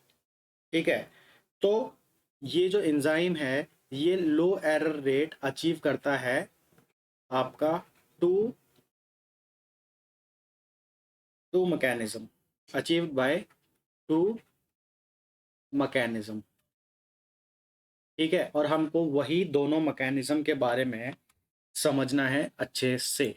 ठीक है, तो अब यहाँ पर देखो ध्यान से, अब हम समझने जा रहे हैं कि कैसे ये आपका प्रूफ रीड करता है, कैसे करेक्ट अमीनो एसिड को पहचान कर टीआरएनए पे ऐड करता है। ठीक है, तो देखो जो पहला है first first mechanism, first mechanism, पहला इसका काम समझो अच्छे से। पहला इसका काम ये है कि ये जो आपका एंजाइम है कौन सा? अमीनो एसाइल टीआरएनए सिंथेटेज, ये जो आपका एंजाइम है ना, ये आपका दोनों से कांटेक्ट करता रहता है साइमल्टेनियसली। मतलब ये आपके जो अमीनो एसिड अमीनो एसिड का जो पूल है आपके सेल में, उससे भी कांटेक्ट करता है, ठीक है। और इससे कांटेक्ट करता है आपका जो टोटल टीआरएनए का जो पूल है। समझ रहे हो, है ना। क्यों, इसको क्या करना है, इसको यहाँ से करेक्ट अमीनो एसिड को सेलेक्ट करना है, और यहाँ से उसके ही रिस्पेक्टिव टीआरएनए को सेलेक्ट करना है, और दोनों में करानी है क्या, बाइंडिंग। ठीक है, समझ रहे हो। क्यों, क्योंकि इसके पास अमीनो एसाइल टीआरएनए सिंथेटेज के पास होती है कैटालिटिक साइट, ठीक है। और जहाँ पर ये क्या करता है, जिसको आप बोल सकते हो बाइंडिंग साइट बोल सकते हो समझने के लिए, वहाँ पर ये क्या करता है, टीआरएनए और अमीनो एसिड को अटैच करवाता है, बाइंड करवाता है, ठीक है। तो यहाँ पर इसका जो फर्स्ट मैकेनिज्म है वो क्या है, amino acyl tRNA synthetase makes an series of contact with both amino acid and tRNA, ठीक है ना, समझ रहे हो। और जो सबसे इंपॉर्टेंट काम क्या है, the most important thing about amino acyl tRNA synthetase mechanism is to select the correct correct substrates from the large cellular pool of similar candidates मतलब अब आपको पता है कि देर आर 20 अमीनो एसिड्स, है ना। और 20 अमीनो एसिड्स में से कितने सारे ऐसे अमीनो एसिड हैं जो ऑलमोस्ट ऑलमोस्ट एक जैसे ही हैं, एक जैसा स्ट्रक्चर, एक जैसा साइज, है ना। तो उसमें से करेक्ट अमीनो एसिड को सेलेक्ट करना, ये इसका सबसे इम्पॉर्टेंट टास्क है, ठीक है। तो फर्स्ट मैकेनिज्म तो इसका ये है कि वो कैसे सही अमीनो एसिड को सही टीआरएनए के लिए सेलेक्ट करेगा, ठीक है, समझ में आया। दूसरा मैकेनिज्म क्या है इसका, इसका आप जितने अच्छे से इस एंजाइम के बारे में समझोगे आपके कॉन्सेप्ट उतने ही क्लियर होंगे, ठीक है। सेकंड मैकेनिज्म इसका क्या है, सेकंड मैकेनिज्म है इसकी, उसने एक बार सेलेक्ट कर लिया एंजाइम ने करेक्ट अमीनो एसिड को, फिर वो क्या करता है, प्रूफ रीडिंग करता है। मतलब सेलेक्ट करने के बाद भी प्रूफ रीडिंग करता है कि जिसको सेलेक्ट किया है वो अमीनो एसिड सही है या नहीं है। इनकरेक्ट अमीनो एसिड को तो सेलेक्ट नहीं कर लिया। तो proof reading activity is the second mechanism of amino acyl tRNA synthetase, ठीक है। तो ये जो प्रूफ रीडिंग एक्टिविटी होती है, ये दोनों स्टेप पे होती है। कब कब, एक तो before attachment of amino acids to tRNA. एक बार तो टीआरएनए पे अटैच करने से पहले ही अमीनो एसिड को चेक किया जाता है कि जो सेलेक्ट किया है वो करेक्ट है या नहीं। और अगर गलती से अगर गलती से इस टीआरएनए पे अटैच कर भी दिया, उसके बाद अगर पता चला इसको कि ये गलत अमीनो एसिड है, तो इसको यहाँ से ब्रेक कर दिया जाता है। इस लिंकेज को, एसाइल लिंकेज को ब्रेक कर दिया जाता है। तो इसका मतलब after attachment of amino acid to tRNA, समझ में आ रही है ये बात। तो ये पहला जो है वो सेलेक्ट करना करेक्ट अमीनो एसिड को, ठीक है। जब सिलेक्शन होता है तब तो यही सोचता है कि वो करेक्ट है, लेकिन जब प्रूफ रीडिंग होती है तब करेक्ट और इनकरेक्ट का पता चल जाता है। और अगर इनकरेक्ट हुआ तो उसको वहां से डिस्कार्ड कर दिया जाता है, ठीक है। और अगर गलती से टीआरएनए पे अटैच कर भी दिया गया तो उसको वहां से ब्रेक करवा दिया जाता है पता चलते ही। तो ये होती है इसकी प्रूफ रीडिंग एक्टिविटी, ठीक है। तो जो प्रूफ रीडिंग एक्टिविटी होती है, प्रूफ रीडिंग एक्टिविटी जो इसकी होती है,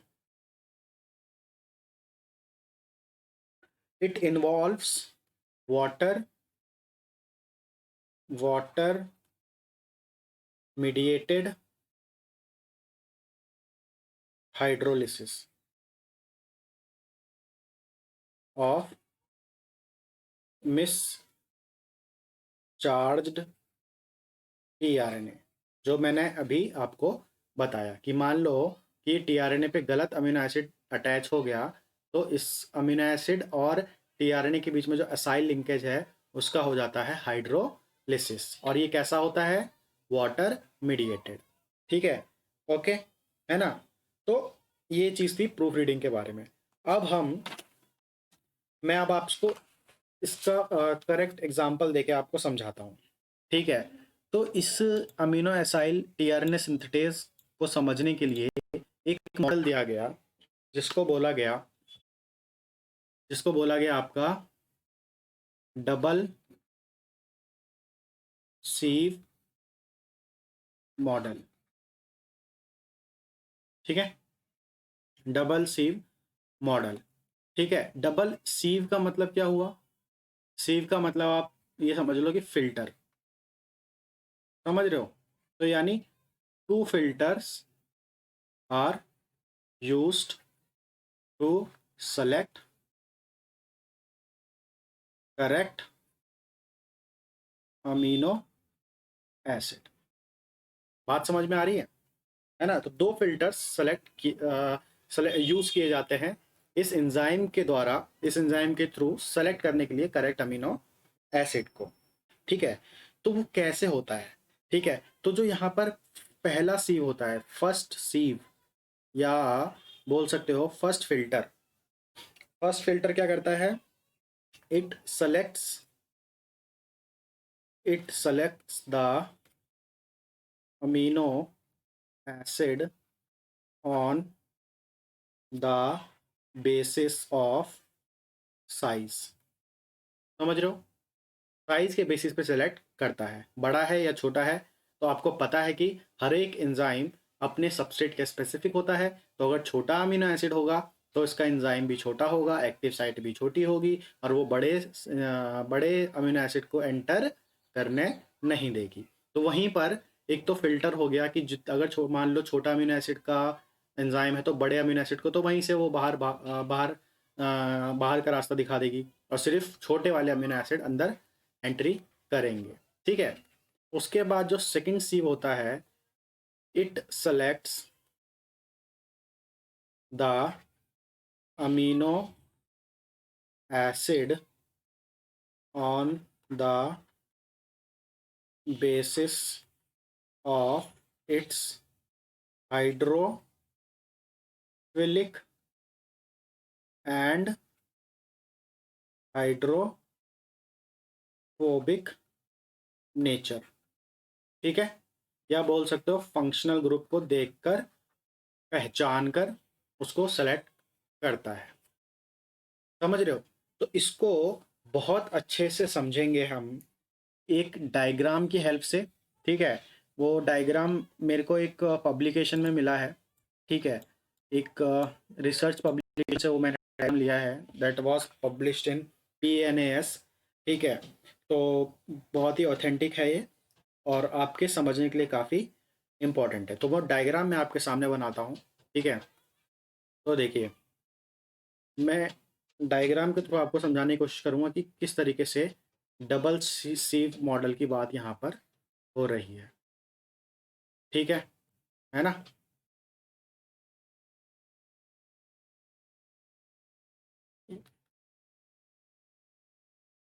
मान लो कि ये जो है, ये आपका जो है, ये पूरा एंजाइम ही है। ये जो है पूरा आपका एंजाइम है। ठीक है, right? This is your enzyme which is aminoacyl tRNA synthetase. ठीक है, और उसमें आपका ये है first sieve, and this is second sieve. बात समझ में आ रही है ना? अब यहाँ पर आप ध्यान से देखो कि आपका यहाँ पर सिलेक्शन किस बेसिस पे होगा? On the basis of size. तो ये है आपका मान लो सीव फिल्टर। ठीक है, अब देखो यहाँ पर आपके हैं 3 अमीनो एसिड्स। एक तो है आपका आइसोल्यूसिन, ठीक। दूसरा है आपका, थोड़ा और छोटा बनाते हैं, दूसरा है आपका थ्रियोनिन, और थर्ड है आपका वैलिन। ठीक है, राइट। और ये है आपका आइसोल्यूसिन, करेक्ट। अब यहाँ पर आप देखो ध्यान से, तो आइसोल्यूसिन तो क्या होगा, यहाँ आएगा और ये एंटर ही नहीं कर पाएगा और यहीं से ये बाहर चला जाएगा, ठीक। लेकिन जो थ्रियोनिन है और जो वैलिन है, ये दोनों ही दोनों ऑलमोस्ट सिमिलर साइज के हैं, ठीक है। तो जो वैलिन वाला है वो भी यहाँ से एंटर कर जाएगा, ठीक है। और जो थ्रियोनिन है वो भी आपका एंटर कर जाएगा, है ना। तो देखो दोनों आ गए, थ्रियोनिन भी आ गया और वैलिन भी आ गया। वैलिन एंड थ्रियोनिन, समझ में आ रही है चीज़, है ना। तो पहले सीव से क्या हुआ कि on the basis of size 2 amino acids are selected and one was neglected, ठीक है। तो 2 अमीनो एसिड अब इस फिल्टर को क्रॉस कर कर अंदर आ चुके हैं, ठीक है। और ये इसी इसी टाइम पे जब इसने सेलेक्ट किया तो क्या किया, इसने इन दोनों ही अमीनो एसिड को एक्टिवेट कर दिया था। AMP जोड़, सॉरी नॉट AMP, ऐसे लिखेंगे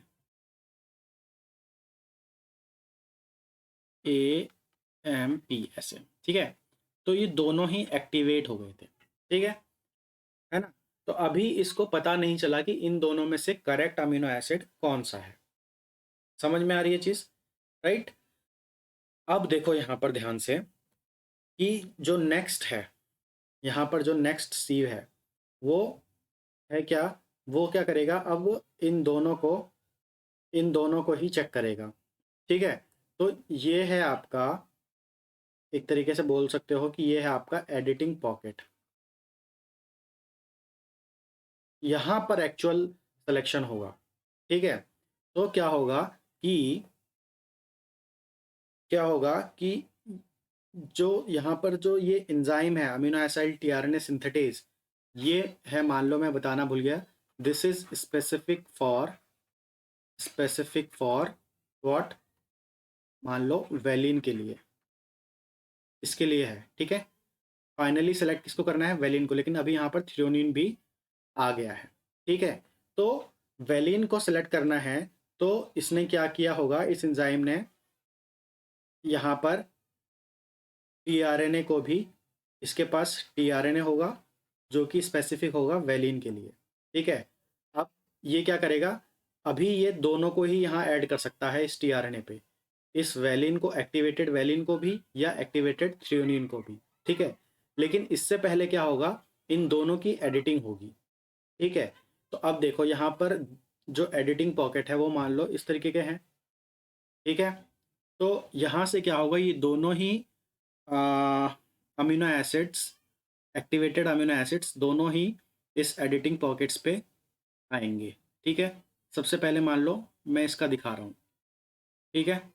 ये आया आपका, जो कि था आपका थ्रियोनिन, ओके, और MP, सॉरी AMP, समझ रहे हो, थ्रियोनिन AMP, राइट, ओके। और दूसरी तरफ आपका ये वाला था जो इस एडिटिंग पॉकेट से होता हुआ आया ऐसे, ये कौन सा है आपका, वेलिन AMP, ठीक है। तो यहाँ पर भी क्या हुआ कि यहाँ पर भी ये इन दोनों अमीनो एसिड को सही से पहचान नहीं पाया, मान लो, ठीक है। लेकिन और इसने क्या किया कि इसको भी अटैच कर दिया, इस वाले थ्रेओनीन AMP को अटैच कर दिया किसके साथ, किसके साथ अटैच कर दिया। यहाँ पर हमें थोड़ा सा स्पेस चाहिए, तो मैं इसको थोड़ा इरेज करता हूँ, ठीक है। देखो अब यहाँ पे क्या हुआ कि इसका अटैचमेंट हो गया tRNA के साथ, और किसके tRNA के साथ, यहाँ पर tRNA तो वेलिन का ही होगा, है ना, क्योंकि ये जो tRNA सिंथेटेज है वो किसके लिए स्पेसिफिक है, स्पेसिफिक फॉर वेलिन। लेकिन गलती से इसने मान लो अटैच कर दिया यहाँ पर किसको, थ्रियोनीन को, समझ रहे हो, यहाँ पर थ्रियोनीन को अटैच कर दिया, ठीक।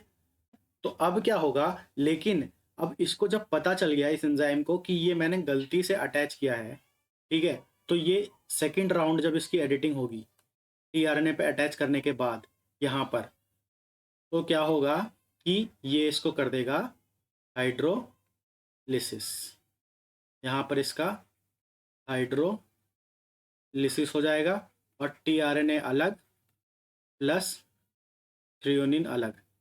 tRNA किसका है, वेलिन का, है ना। तो वेलिन के tRNA पे गलती से जो थ्रियोनिन अटैच हुआ था उसका हाइड्रोलिसिस हो गया इस एडिटिंग पॉकेट के थ्रू, ठीक है। लेकिन जब ये वाला वेलिन जो पहले पास हो गया था, और क्योंकि ये सही है तो ये अटैच हो जाएगा आपका करेक्ट tRNA के साथ, और जब ये यहाँ पे जाएगा इस एडिटिंग पॉकेट के पास तो ये वापस इसको सेलेक्ट करके पास करेगा, और ये इसी पे अटैच्ड रह जाएगा वेलिन tRNA वेलिन पे, और फिर ये चला जाएगा इसके पास प्रोटीन सिंथेसिस के लिए, समझ रहे हो। तो यहाँ पे दो तरीके से, दो फिल्टर्स के थ्रू इनका सिलेक्शन होता है, ठीक है। अब आपको ये चीज़ तो ओवरऑल पूरा ऊपर से समझ में आ चुका है, ठीक है। लेकिन ये इसने थ्रियोनिन को क्यों यहाँ पर सेलेक्ट नहीं किया अगर इनका साइज सेम था, ठीक है। और फर्स्ट स्टेप पे इसने आइसोलेशन को क्यों हटा दिया, वेलिन को और थ्रियोनिन को क्यों सेलेक्ट किया, वो भी समझना बहुत ज़रूरी है। तो मैं नहीं चाहता कि आपका एक भी कंसेप्ट अधूरा रह जाए, तो उसके लिए मैं आपको जो एग्जांपल देना चाह रहा हूँ उसके बाद आपको हर एक पॉइंट एकदम क्रिस्टल क्लियर हो जाएगा, ठीक है। तो देखो यहाँ पर मैं आपके सामने 3 स्ट्रक्चर्स बना रहा हूँ, वेलिन, आइसोल्यूसिन और थ्रियोनिन, ठीक है। तो देखो यहाँ पर जो वेलिन का स्ट्रक्चर है वो ऐसा होगा, ये वेलिन का स्ट्रक्चर है। अगर आपको अमीनो एसिड के स्ट्रक्चर याद होंगे तो, और आपको अमीनो एसिड के स्ट्रक्चर्स याद होनी चाहिए बायोकेमिस्ट्री के लिए, बहुत इंपॉर्टेंट है, ठीक है। तो ये स्ट्रक्चर आपका वेलिन का है, राइट। उसके बाद जो आपका नेक्स्ट स्ट्रक्चर है वो है आपका ल्यूसीन का, समझ में आ रहा है ना, ये आपका ल्यूसीन का स्ट्रक्चर है। अभी मैं स्ट्रक्चर क्यों बना रहा हूँ ये आपको सब क्लियर हो जाएगा। जब तक हम स्ट्रक्चर नहीं देखते तब तक हमको बहुत सारी चीज़ें क्लियर नहीं हो पाती, ठीक है। उसके बाद थ्रियोनिन का स्ट्रक्चर कुछ ऐसा होगा, CH। स्ट्रक्चर देखने के बाद आपको बहुत सारी चीज़ें, बहुत सारे पिक्चर्स क्लियर हो जाएंगे, ठीक है। अब यहाँ पे ध्यान से देखो, पहले स्टेप पे आपको बताया दिखाया था अभी मैंने कि कौन कौन से सेलेक्ट हुए थे, वेलिन सेलेक्ट हुआ था और थ्रियोनिन सेलेक्ट हुआ था, लेकिन आइसोलेशन रिजेक्ट हो गया था। ऐसा क्यों, क्योंकि यहाँ पर ध्यान से देखो, आपका ये इधर सेम है, कॉमन है, ये वाला स्टेप भी सेम है, कॉमन है, यहाँ पे भी एक जैसा ही है, ठीक है। ये भी यहाँ पर एक जैसा है, लेकिन दोस्तों यहाँ पर ध्यान से देखो, ये आपका एक एक्स्ट्रा मिथाइल ग्रुप है, ठीक है, एक्स्ट्रा मिथाइल ग्रुप। तो इस एक्स्ट्रा मिथाइल ग्रुप को वो इंजाइम जो कि वेलिन के लिए था इस साइज को ही अपने में इनकॉर्पोरेट कर सकता था, और तो वो क्या इस आइसोलेशन को इनकॉर्पोरेट नहीं कर पाया, एक्सेप्ट नहीं कर पाया due to the presence of extra methyl group, ठीक है ना। तो यहाँ पर देखो, यहाँ पर भी कुछ एक्स्ट्रा नहीं है, बस यहाँ पर इस मिथाइल ग्रुप की जगह यहाँ पर ये हाइड्रोक्सिल ग्रुप है, तो साइज में उतना ज़्यादा डिफरेंस नहीं है, इसलिए फर्स्ट स्टेप पे ये दोनों ही सेलेक्ट हो गए और ये रह गया, ठीक है। लेकिन जब सेकंड सीव की बारी आई, सेकंड फिल्टर की बारी आई, तो वेलिन को वहाँ पर फाइनली सेलेक्ट कर लिया गया और थ्रेओनीन को रिजेक्ट कर दिया गया। ऐसा क्यों? क्योंकि मैंने आपको बताया था कि जो सेकंड सीव होता है वो आपका हाइड्रोफिलिक या फोबिक नेचर पे अमीनो एसिड को सेलेक्ट करता है। तो क्या होता है कि देखो, मान लो कि आपका ये अमीनो एसिड टीआरएनए सिंथेटेज है और this is the editing pocket, ठीक है। तो ये कैसा होता है? सबस्ट्रेट स्पेसिफिक होता है, पता है आपको, जैसा सबस्ट्रेट वैसा एंजाइम। तो मान लो कि जो इसका सबस्ट्रेट है वो हाइड्रोफोबिक है, तो इसके जो एडिटिंग पॉकेट में जो अमीनो एसिड्स होंगे, क्योंकि ये एंजाइम भी क्या है, प्रोटीन है, और प्रोटीन अमीनो एसिड से मिलकर बना होता है। तो अगर इसका सबस्ट्रेट हाइड्रोफिलिक होगा तो एडिटिंग पॉकेट में जो अमीनो एसिड्स होंगे वो भी हाइड्रोफिलिक होंगे, और अगर इसका सबस्ट्रेट हाइड्रोफोबिक होगा तो उसके जो अमीनो एसिड होंगे वो भी हाइड्रोफोबिक होंगे। तो वेलिन का जो जो एंजाइम था, जो अभी ऊपर हमने डिस्कस किया, amino acyl tRNA synthetase specific for valine, तो वेलिन यहाँ पर कैसा है, हाइड्रोफोबिक अमीनो एसिड, क्योंकि यहाँ पर मिथाइल ग्रुप है, ठीक है। तो उसने क्या किया, वेलिन को ही सेलेक्ट किया, और थ्रेओनीन को क्यों नहीं किया? क्योंकि यहाँ पर हाइड्रोक्सिल ग्रुप है, that is polar group, that is hydro loving, hydrophilic. तो इसकी वजह से इसने थ्रेओनीन को रिजेक्ट कर दिया और वेलिन को टीआरएनए पे इनकॉर्पोरेट रहने दिया और उसको भेज दिया आगे प्रोटीन सिंथेसिस मशीनरी के पास। तो इस तरीके से इसकी प्रूफ रीडिंग एक्टिविटी होती है, किसकी? अमीनो एसाइल टीआरएनए सिंथेटेज की, ठीक है। तो आई होप ये प्रोसेस आपको बहुत अच्छे से समझ में आया होगा, ठीक है। अगर अच्छे से समझ में आया तो आप कमेंट बॉक्स में बता सकते हैं, ठीक है, कि कैसा लगा आपको ये particular topic amino acyl tRNA synthetase का, ठीक है। इसके बाद अब हम मूव करते हैं आगे की तरफ और देखते हैं कि हमारा नेक्स्ट स्टेप क्या है।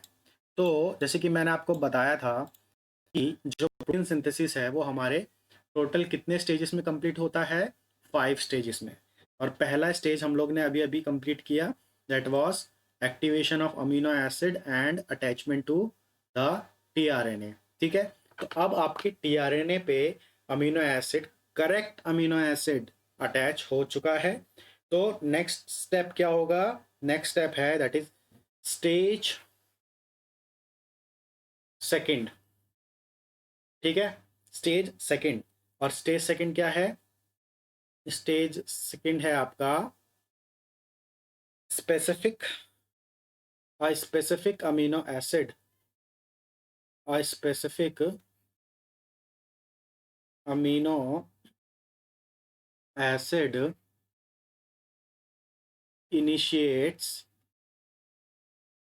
द प्रोटीन सिंथेसिस, ठीक है। प्रोटीन सिंथेसिस की शुरुआत कहाँ से होती है? कौन से अमीनो एसिड से शुरुआत होती है? कौन से कोडोन से शुरुआत होती है? तो उसके बारे में हम यहाँ पर डिस्कस करेंगे, ठीक है। तो चलिए शुरू करते हैं। यहाँ पर बात हो रही है कि कौन सा ऐसा स्पेसिफिक अमीनो एसिड होता है जो आपके प्रोटीन सिंथेसिस का इनिशिएशन करवाता है, ठीक है। तो आपको पता है कि वो होता है आपका AUG, that encodes for the methionine, ठीक है ना। और ये आपका होता है कैसा? इनिशिएशन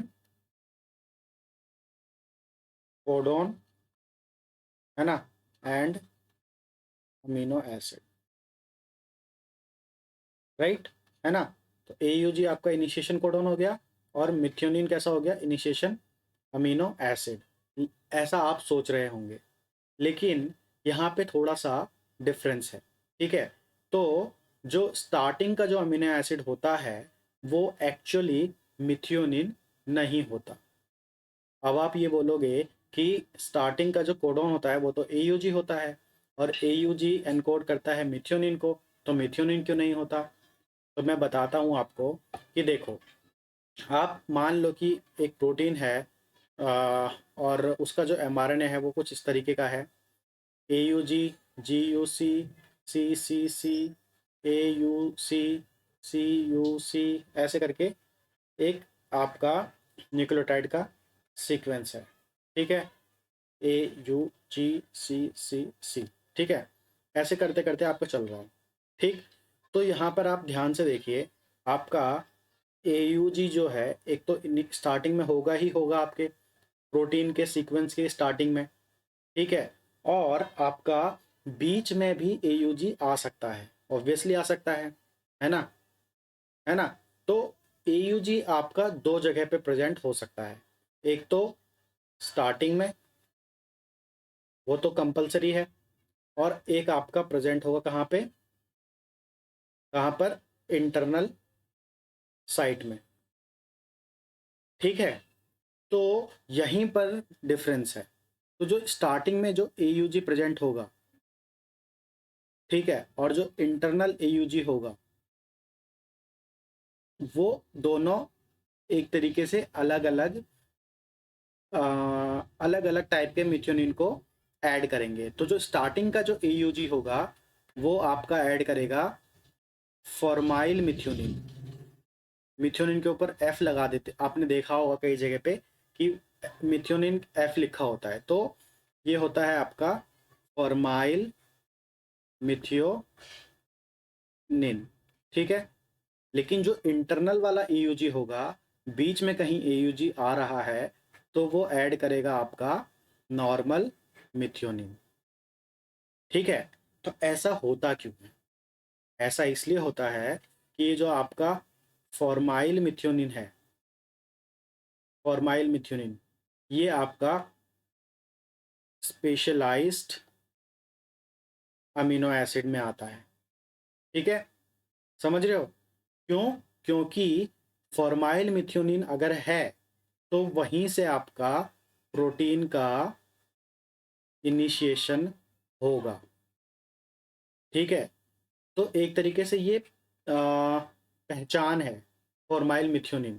ठीक है, तो सिर्फ इनिशिएशन कोडोन ही, जो स्टार्टिंग का AUG होता है, वही सिर्फ फॉर्माइल मिथ्योनिन एनकोड करता है। बाकी बीच में कहीं पर भी AUG आएगा तो वो नॉर्मल मिथ्योनिन कोड करेगा। ठीक है, और ये जो फॉर्माइल मिथ्योनिन वाला सिस्टम है, वो सिर्फ आपका किसमें होता है, प्रोकैरियोट्स में। ठीक है, तो अभी हम एक बार प्रोकैरियोट्स का डिस्कस कर लेते हैं, है ना, उसके बाद हम यूकैरियोट्स की बात करेंगे। तो जैसे कि आपको मैंने बताया, यहाँ पर आप देखिए, ये जो आपका, मान लो कि ये आपका एक सीक्वेंस है, ये आपका आपका mRNA है। ठीक है, this is your mRNA, right, and these are your codons. ठीक है, तो आपका एक तो यहाँ पर AUG है, और आपका मान लो कहीं बीच में AUG है, राइट। तो आपके इन दोनों AUG के लिए ध्यान रखना, दोनों टाइप के AUG के लिए this is initial and this is internal. Okay, so for both the AUG there will be two different type of tRNAs। ठीक है, तो इसके लिए जो tRNA होगा, ध्यान रखना, इसके लिए जो tRNA होगा, वो जो आपका मिथ्योनिन लाएगा, ये जो मिथ्योनिन आया है, ठीक है, ये होगा आपका फॉर्माइल मिथ्योनिन। ठीक है, और ये जो tRNA है आपका, ये tRNA कैसा है आपका, फॉर्माइल मिथ्योनिन tRNA। ठीक है, समझ रहे हो, that is specific for formyl methionine. लेकिन जो इंटरनल वाला AUG है, उस पे जो आपका मिथ्योनिन आ रहा है, वो आपका जो मिथ्योनिन है, that is normal methionine. There is no formylation on the methionine. ठीक है, there is no formyl group present on the methionine. और ये tRNA भी आपका नॉर्मल मिथ्योनिन tRNA है, that is tRNA for methionine. ठीक है, समझ रहे हो, है ना। ओके, तो अब देखो यहाँ पर कि हाँ, तो अब यहाँ से हमको ये क्लियर हो गया कि there are two different type of tRNAs specific for AUG. तो इनिशिएशन वाले के लिए फॉर्माइल मिथ्योनिन टीआरएनए होगा और इंटरनल वाले के लिए मिथ्योनिन टीआरएनए होगा। और ये सिर्फ आपका होता है किसमें, प्रोकैरियोट्स में, याद रखना, ठीक है, राइट। लेकिन अगर हम बात करें यूकैरियोट्स की, ठीक है, तो उसमें क्या होता है कि जो इनिशियल एयूजी होता है, ओके, और जो इंटरनल एयूजी होता है, दोनों के लिए आपका नॉर्मल जो आप टीआरएनए बोल रहे हो वैसा ही होता है, ठीक है। लेकिन ठीक है, लेकिन इसके लिए जो टीआरएनए होता है, मतलब नॉर्मल टीआरएनए का मतलब there is no formyl group present on the tRNA, but for initial AUG there is specialized tRNA but formyl group is not present, ठीक है, याद रखना इस चीज़ को, ठीक है। तो यहाँ पर ज़्यादा डिटेल में डिस्कस नहीं करेंगे क्योंकि ज़्यादा कुछ इन दोनों टीआरएनए के बारे में पता नहीं है, ठीक है। और जितना बुक में मेंशन है लेनिंजर के, और यहाँ से आपके एग्जाम में नहीं पूछा जाएगा आपको प्रोकैरियोटिक टीआरएनए से, क्योंकि यहाँ पर मेजर डिफरेंस है, ठीक है। लेकिन यहाँ पर बस आपको ये पता रहना चाहिए कि यूकैरियोटिक जो टीआरएनए होते हैं ईयूजी के लिए, वहाँ पर फॉर्माइलेशन नहीं होता, ठीक है। इंटरनल एयूजी और इनिशियल एयूजी दोनों जो टीआरएनए होते हैं विदाउट फॉर्माइल ग्रुप होते हैं, ठीक। लेकिन लेकिन यहाँ पर एक इम्पॉर्टेंट चीज़ जो आपको याद रखनी है वो ये रखनी है कि जो माइटोकॉन्ड्रिया है,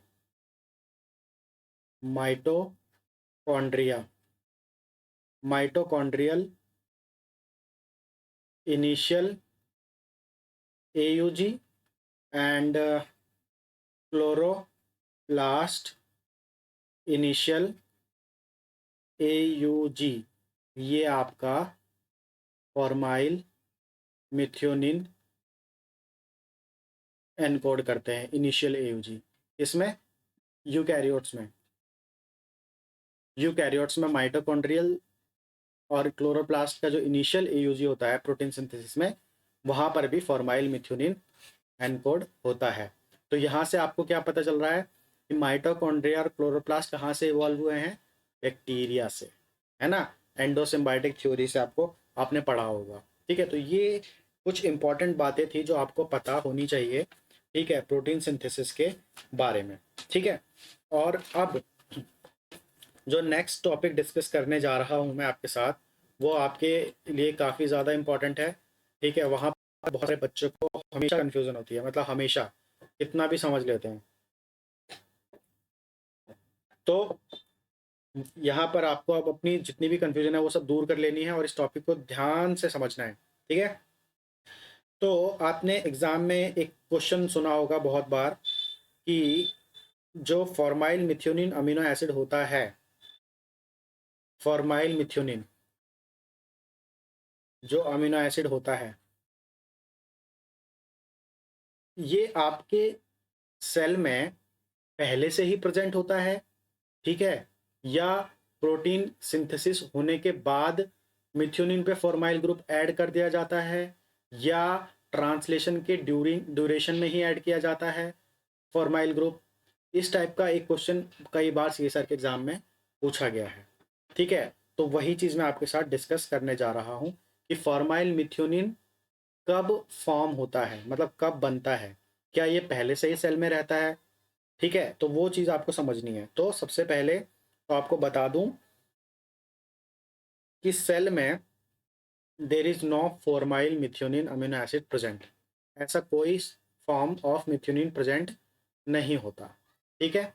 और ये आपका फॉर्माइल मिथ्योनिन सिंथेसाइज होता है ड्यूरिंग द ट्रांसलेशन प्रोसेस, ठीक है, during the activation of methionine amino acid, ये आपका फॉर्म होता है। वो कैसे होता है वो अब हम समझेंगे, ठीक है।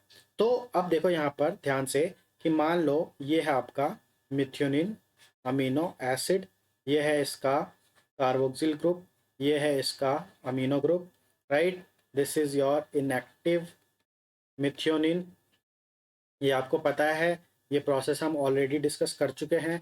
तो यहाँ पर मैं आपका टाइम बिल्कुल भी ज़्यादा नहीं लूँगा और फटाफट नेक्स्ट पॉइंट पे आऊँगा। उसके बाद आपका बनता है एक्टिवेटेड मिथ्योनिन, जिस पे आपका AMP अटैच्ड होता है, ठीक है। यहाँ पर आपका हो गया एक्टिवेटेड मिथ्योनिन, है ना, राइट। ये चीज़ आपको समझ में आ गई होगी, एक्टिवेटेड मिथ्योनिन, ठीक है। उसके बाद क्या होता है कि अब इसको अटैच होना है कहाँ, tRNA के पास, ठीक है। यहाँ पर एंजाइम आप खुद ऐड कर लेना, आपको पता है कि कौन सा एंजाइम ये करवा रहा है, एमिनो एसिड tRNA सिंथेटेज, ठीक है। तो अब देखो यहाँ पर this is the activated methionine, समझ में आ गई बात, है ना। तो यहाँ पर आपका एक tRNA आएगा, है ना, एंड दिस tRNA, ये tRNA आपका स्पेसिफिक होगा फॉर्माइल मिथ्योनिन के लिए। ये बात आपको ध्यान रखनी है, tRNA पहले से प्रेजेंट होता है फॉर्माइल मिथ्योनिन के लिए, लेकिन पहले से जो अमीनो एसिड होता है वो फॉर्माइल मिथ्योनिन नहीं होता, वो होता है आपका मिथ्योनिन। ये बात आपको क्लियर रहनी चाहिए, ठीक है। तो आपके tRNA दो टाइप के होंगे, एक tRNA होगा आपका ओनली स्पेसिफिक फॉर मिथ्योनिन, और एक tRNA होगा tRNA फॉर फॉर्माइल मिथ्योनिन। तो दो टाइप के tRNA आपके सेल में पाए जाते हैं, लेकिन अमीनो एसिड आपका सिर्फ मिथ्योनिन के फॉर्म में पाया जाता है, ठीक है। तो यहाँ से आपका ये formyl methionine, tRNA specific for formyl methionine आएगा, यहाँ से आपका ये एक्टिवेटेड मिथ्योनिन आया, राइट। अब यहाँ पर क्या होगा आपको पता है, यहाँ पर इसका होगा अटैचमेंट, ठीक है ना। यहाँ पर होगा इसका अटैचमेंट, जैसा मेरा आप लोगों से हो गया है ना। तो ये देखो, ये है tRNA, राइट, और इस पे आपका अटैच हो गया है ये इस तरीके से मिथ्योनिन, समझ रहे हो। तो यहाँ पे ये tRNA कैसा है, दिस, ये कैसा स्ट्रक्चर बन गया, मिथ्योनिन, अमीनो एसिड है ये, ठीक है। Methionine attached to tRNA specific for formyl methionine, समझ रहे हो। मतलब यहाँ पे जो अमीनो एसिड अभी अटैच हुआ है वो तो मिथ्योनिन ही है, मिथ्योनिन, लेकिन ये जो tRNA है, this tRNA is tRNA specific for formyl methionine. ये बिल्कुल आपको क्लियर रहना चाहिए, यहाँ पे कोई कंफ्यूजन नहीं, समझ में आई बात, है ना। अब देखो नेक्स्ट स्टेप में क्या होगा, देखो नेक्स्ट स्टेप में होगा कि यहाँ पर आपका एक एंजाइम आता है जिसका नाम है आपका ट्रांसफॉर्माइलेज,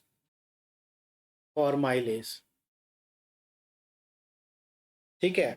और ट्रांसफॉर्माइलेज किसको यूज करता है, वो करता है एन टेन फॉर्माइल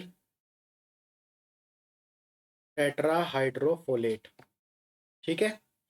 यहाँ से ये क्या करता है, फॉर्माइल ग्रुप को ले लेता है और रिलीज कर देता है टेट्राहाइड्रोफोलेट को, फॉर्माइल ग्रुप ले लेता है और ऐड कहाँ करता है, अभी पता चल जाएगा।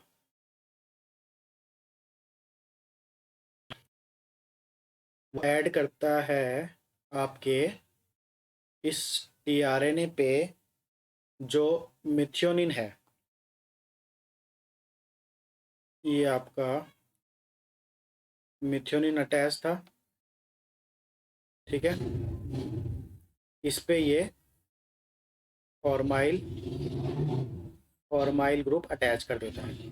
तो फाइनल आपका जो प्रोडक्ट यहाँ मिलता है वो कुछ इस तरीके का मिलेगा, सी फॉर्माइल मिथ्योनिन अमीनो एसिड, ये। तो यहाँ पर क्या आपने सीखा कि जो फॉर्माइल ग्रुप अटैच होता है वो कब होता है? During the charging of tRNA. जब टीआरएनए की चार्जिंग हो रही होती है, मतलब जब टीआरएनए पे, और अगर करेक्टली अगर आप बोलना चाहते हो किसी को, या अगर आपको करेक्ट ऑप्शन बिल्कुल सेलेक्ट करना है, तो वहाँ पर ये होगा कि एक बार टीआरएनए पे आपका मिथ्योनिन अटैच टीआरएनए पे हो जाता है, उसके बाद इसका फॉर्माइलेशन होता है। समझ रहे हो? मिथ्योनिन अटैच होने के बाद ही इसका फॉर्माइलेशन होता है और ये बन जाता है फॉर्माइल मिथ्योनिन। और ये टीआरएनए पहले से ही फॉर्माइल मिथ्योनिन के लिए स्पेसिफिक होता है। ठीक, और यहाँ इंजाइम कौन सा होता है? ट्रांसफॉर्माइलेज। सब्सट्रेट होता है N10 फॉर्माइल टेट्राहाइड्रोफोलेट। तो ये सब बातें आपको बिल्कुल क्लियर होनी चाहिए, बिल्कुल क्रिस्टल क्लियर होनी चाहिए। ठीक है, उसके बाद अब आपको ये जो प्री इनिशिएशन स्टेप था ये ऑलमोस्ट कंप्लीट है। अब हम स्टार्ट करते हैं इनिशिएशन। ठीक है, प्रोटीन इनिशिएशन कैसे होता है, प्रोटीन सिंथेसिस का इनिशिएशन कैसे होता है। लेकिन उससे पहले एक चीज़ और आपको बता दूं, ठीक है, जो काफ़ी इंपॉर्टेंट है। देखो यहाँ पर, अब कभी कभार एग्जाम में क्वेश्चन यहाँ से पूछते हैं, ठीक है, तो एक कंसेप्ट है वो मैं आपको बताने जा रहा हूँ। तो क्या होता है कि जो बैक्टीरियल प्रोटीन्स होते हैं ना, बैक्टीरियल प्रोटीन्स, अभी आपने सीखा यहाँ पर कि जो स्टार्टिंग का जो अमीनो एसिड होता है कौन सा होता है? नाम बताओ। फॉर्माइल मिथ्योनिन होता है ना? तो इसका मतलब ये हुआ कि बैक्टीरिया का कोई सा भी प्रोटीन अगर होगा, any bacterial protein will be starting from the formyl methionine, है ना? उसके बाद आप कुछ भी लगा लो, मतलब स्टार्टिंग का अमीनो एसिड आपका फॉर्माइल मिथ्योनिन होना चाहिए। उसके बाद आप ग्लाइसिन लगाओ, मिथ्योनिन लगाओ, सीरीन लगाओ, हिस्टिडीन लगाओ, टायरोसिन, ठीक है, glycine, aspartic acid, glutamic acid, ठीक है, लगाते जाओ कुछ भी, ठीक है, सिस्टीन। तो इस तरीके से, है ना? ये आपका फिर हो गया कैसा? सी टर्मिनल एंड, और इधर है एन टर्मिनल एंड। तो आपका स्टार्टिंग किससे होना चाहिए? फॉर्माइल मिथ्योनिन से होना चाहिए, है ना? तो क्वेश्चन आपके एग्जाम में यही आएगा, अगर आया तो, कि which one of the following statement about the bacterial protein synthesis या बैक्टीरियल ट्रांसलेशन इज करेक्ट। और आपको ऑप्शन दे दी जाएंगे कि every protein of the bacteria या prokaryotes starts from the formyl methionine, ठीक है। फिर दिया जाएगा कि few proteins do not start with the formyl methionine. इस तरीके से आपको 3-4 ऑप्शन दिए जाएंगे, ठीक है। तो वहाँ पर आपको जो मैं बताने जा रहा हूँ वो नॉलेज बहुत काम आएगी। ठीक, तो क्या होता है कि अगर हम इस कंसेप्ट से देखें तो सारे ही बैक्टीरियल प्रोटीन आपके फॉर्माइल मिथ्योनिन से शुरू होने चाहिए, लेकिन ऐसा नहीं होता। ठीक है, कुछ कुछ प्रोटीन आपके इससे शुरू होते हैं, मिथ्योनिन से, बाकी वही। ठीक है, समझ रहे हो? तो कुछ कुछ आपके किससे शुरू होते हैं? मिथ्योनिन से। और कुछ कुछ जरूरी नहीं है कि मिथ्योनिन से ही शुरू हो, ठीक है, किसी और अमीनो एसिड से शुरू हो सकते हैं, किसी भी एक्स अमीनो एसिड, फिर वही हो। तो ज़रूरी नहीं है कि फॉर्माइल मिथ्योनिन से ही सारे के सारे बैक्टीरियल प्रोटीन की शुरुआत हो। वो मिथ्योनिन से भी हो सकता है या किसी और अमीनो एसिड से भी हो सकता है, जैसे वेलिन से भी शुरुआत हो सकती है। ऐसा क्यों होता है? ऐसा इसलिए होता है कि एक बार जब प्रोटीन सिंथेसिस हो जाता है तो कभी कभी क्या होता है कि कुछ एंजाइम्स होते हैं, जैसे कि एक एंजाइम होता है डीफॉर्माइलेज। वो क्या करता है कि मिथ्योनिन से इस फॉर्माइल ग्रुप को हटा देता है। तो बस बस रह गया मिथ्योनिन, बाकी वही। तो मिथ्योनिन से भी शुरू हो सकता है, या कुछ होते हैं आपके एक्सोपेप्टाइडेज, वो शुरू के 2-4 अमीनो एसिड को क्लीव कर देते हैं। यहाँ से क्लीव कर दिया तो मान लो सीरीन से शुरू हो गया, ठीक है ना? तो इस तरीके से ज़रूरी नहीं है कि सारे के सारे बैक्टीरियल प्रोटीन आपके वेलिन से ही शुरू हो। राइट, समझ में आ गई ये बात, है ना? तो ये चीज़ आपको वहाँ पर याद रखनी है कि सारे के सारे बैक्टीरियल प्रोटीन फॉर्माइल मिथ्योनिन से शुरू नहीं होती। ठीक है, तो ये था आपका ओवरऑल इनिशिएशन से पहले जितने भी स्टेप्स हैं सब कुछ। ठीक है, इसके बाद अब हम डिस्कस करेंगे इनिशिएशन के बारे में, दैट इज द स्टेज 3। उसमें सबसे पहले हम पढ़ेंगे कि फॉर्मेशन ऑफ इनिशिएशन कॉम्प्लेक्स, है ना, क्योंकि इनिशिएशन से पहले इनिशिएशन कॉम्प्लेक्स का बनना ज़रूरी है। तो आज की वीडियो के लिए इतना ही, और वो वीडियो बहुत जल्दी आएगी। ठीक है, बहुत जल्दी का मतलब बहुत ज़्यादा जल्दी। ठीक है, क्योंकि मैं ऑलरेडी उस पर शुरू कर रहा हूँ बनाना। ठीक है, बट आई वांट कि आप ये वाली वीडियो को बहुत अच्छे से समझें। ठीक है, और इससे पहले वाली वीडियो को भी बहुत अच्छे से समझ चुके होंगे आई होप, है ना, तभी आपको आगे की वीडियोस में मज़ा आएगा। ठीक है, तो कैसी लगी ये वीडियो आपको कमेंट बॉक्स में ज़रूर बताना, और अच्छी लगी हो तो लाइक करना और अपने दोस्तों के साथ शेयर करना। ठीक है, and help us to grow more and to reach more and more people like you. ठीक है, जिनको सही में ज़रूरत है ऐसी वीडियोस की, उन तक आप इन वीडियोस को शेयर कीजिए। ठीक है, और पढ़ते रहिए, ख्याल रखिए। अगर चैनल पे फर्स्ट टाइम आए थे तो सब्सक्राइब करना मत भूलना, है ना। उससे क्या होगा कि हमारा कनेक्शन बन जाएगा, और जब नेक्स्ट टाइम कभी भी वीडियो अपलोड करूँगा तो आपको नोटिफिकेशन मिल जाएगी। ठीक है, लेकिन उसके लिए आपको जो बेल का आइकन है उसको प्रेस कर दीजिए और नोटिफिकेशन फॉर ऑल कर दीजिए। ठीक है, चलते हैं नेक्स्ट वीडियो में। तब तक के लिए थैंक यू सो मच। ख्याल रखिए।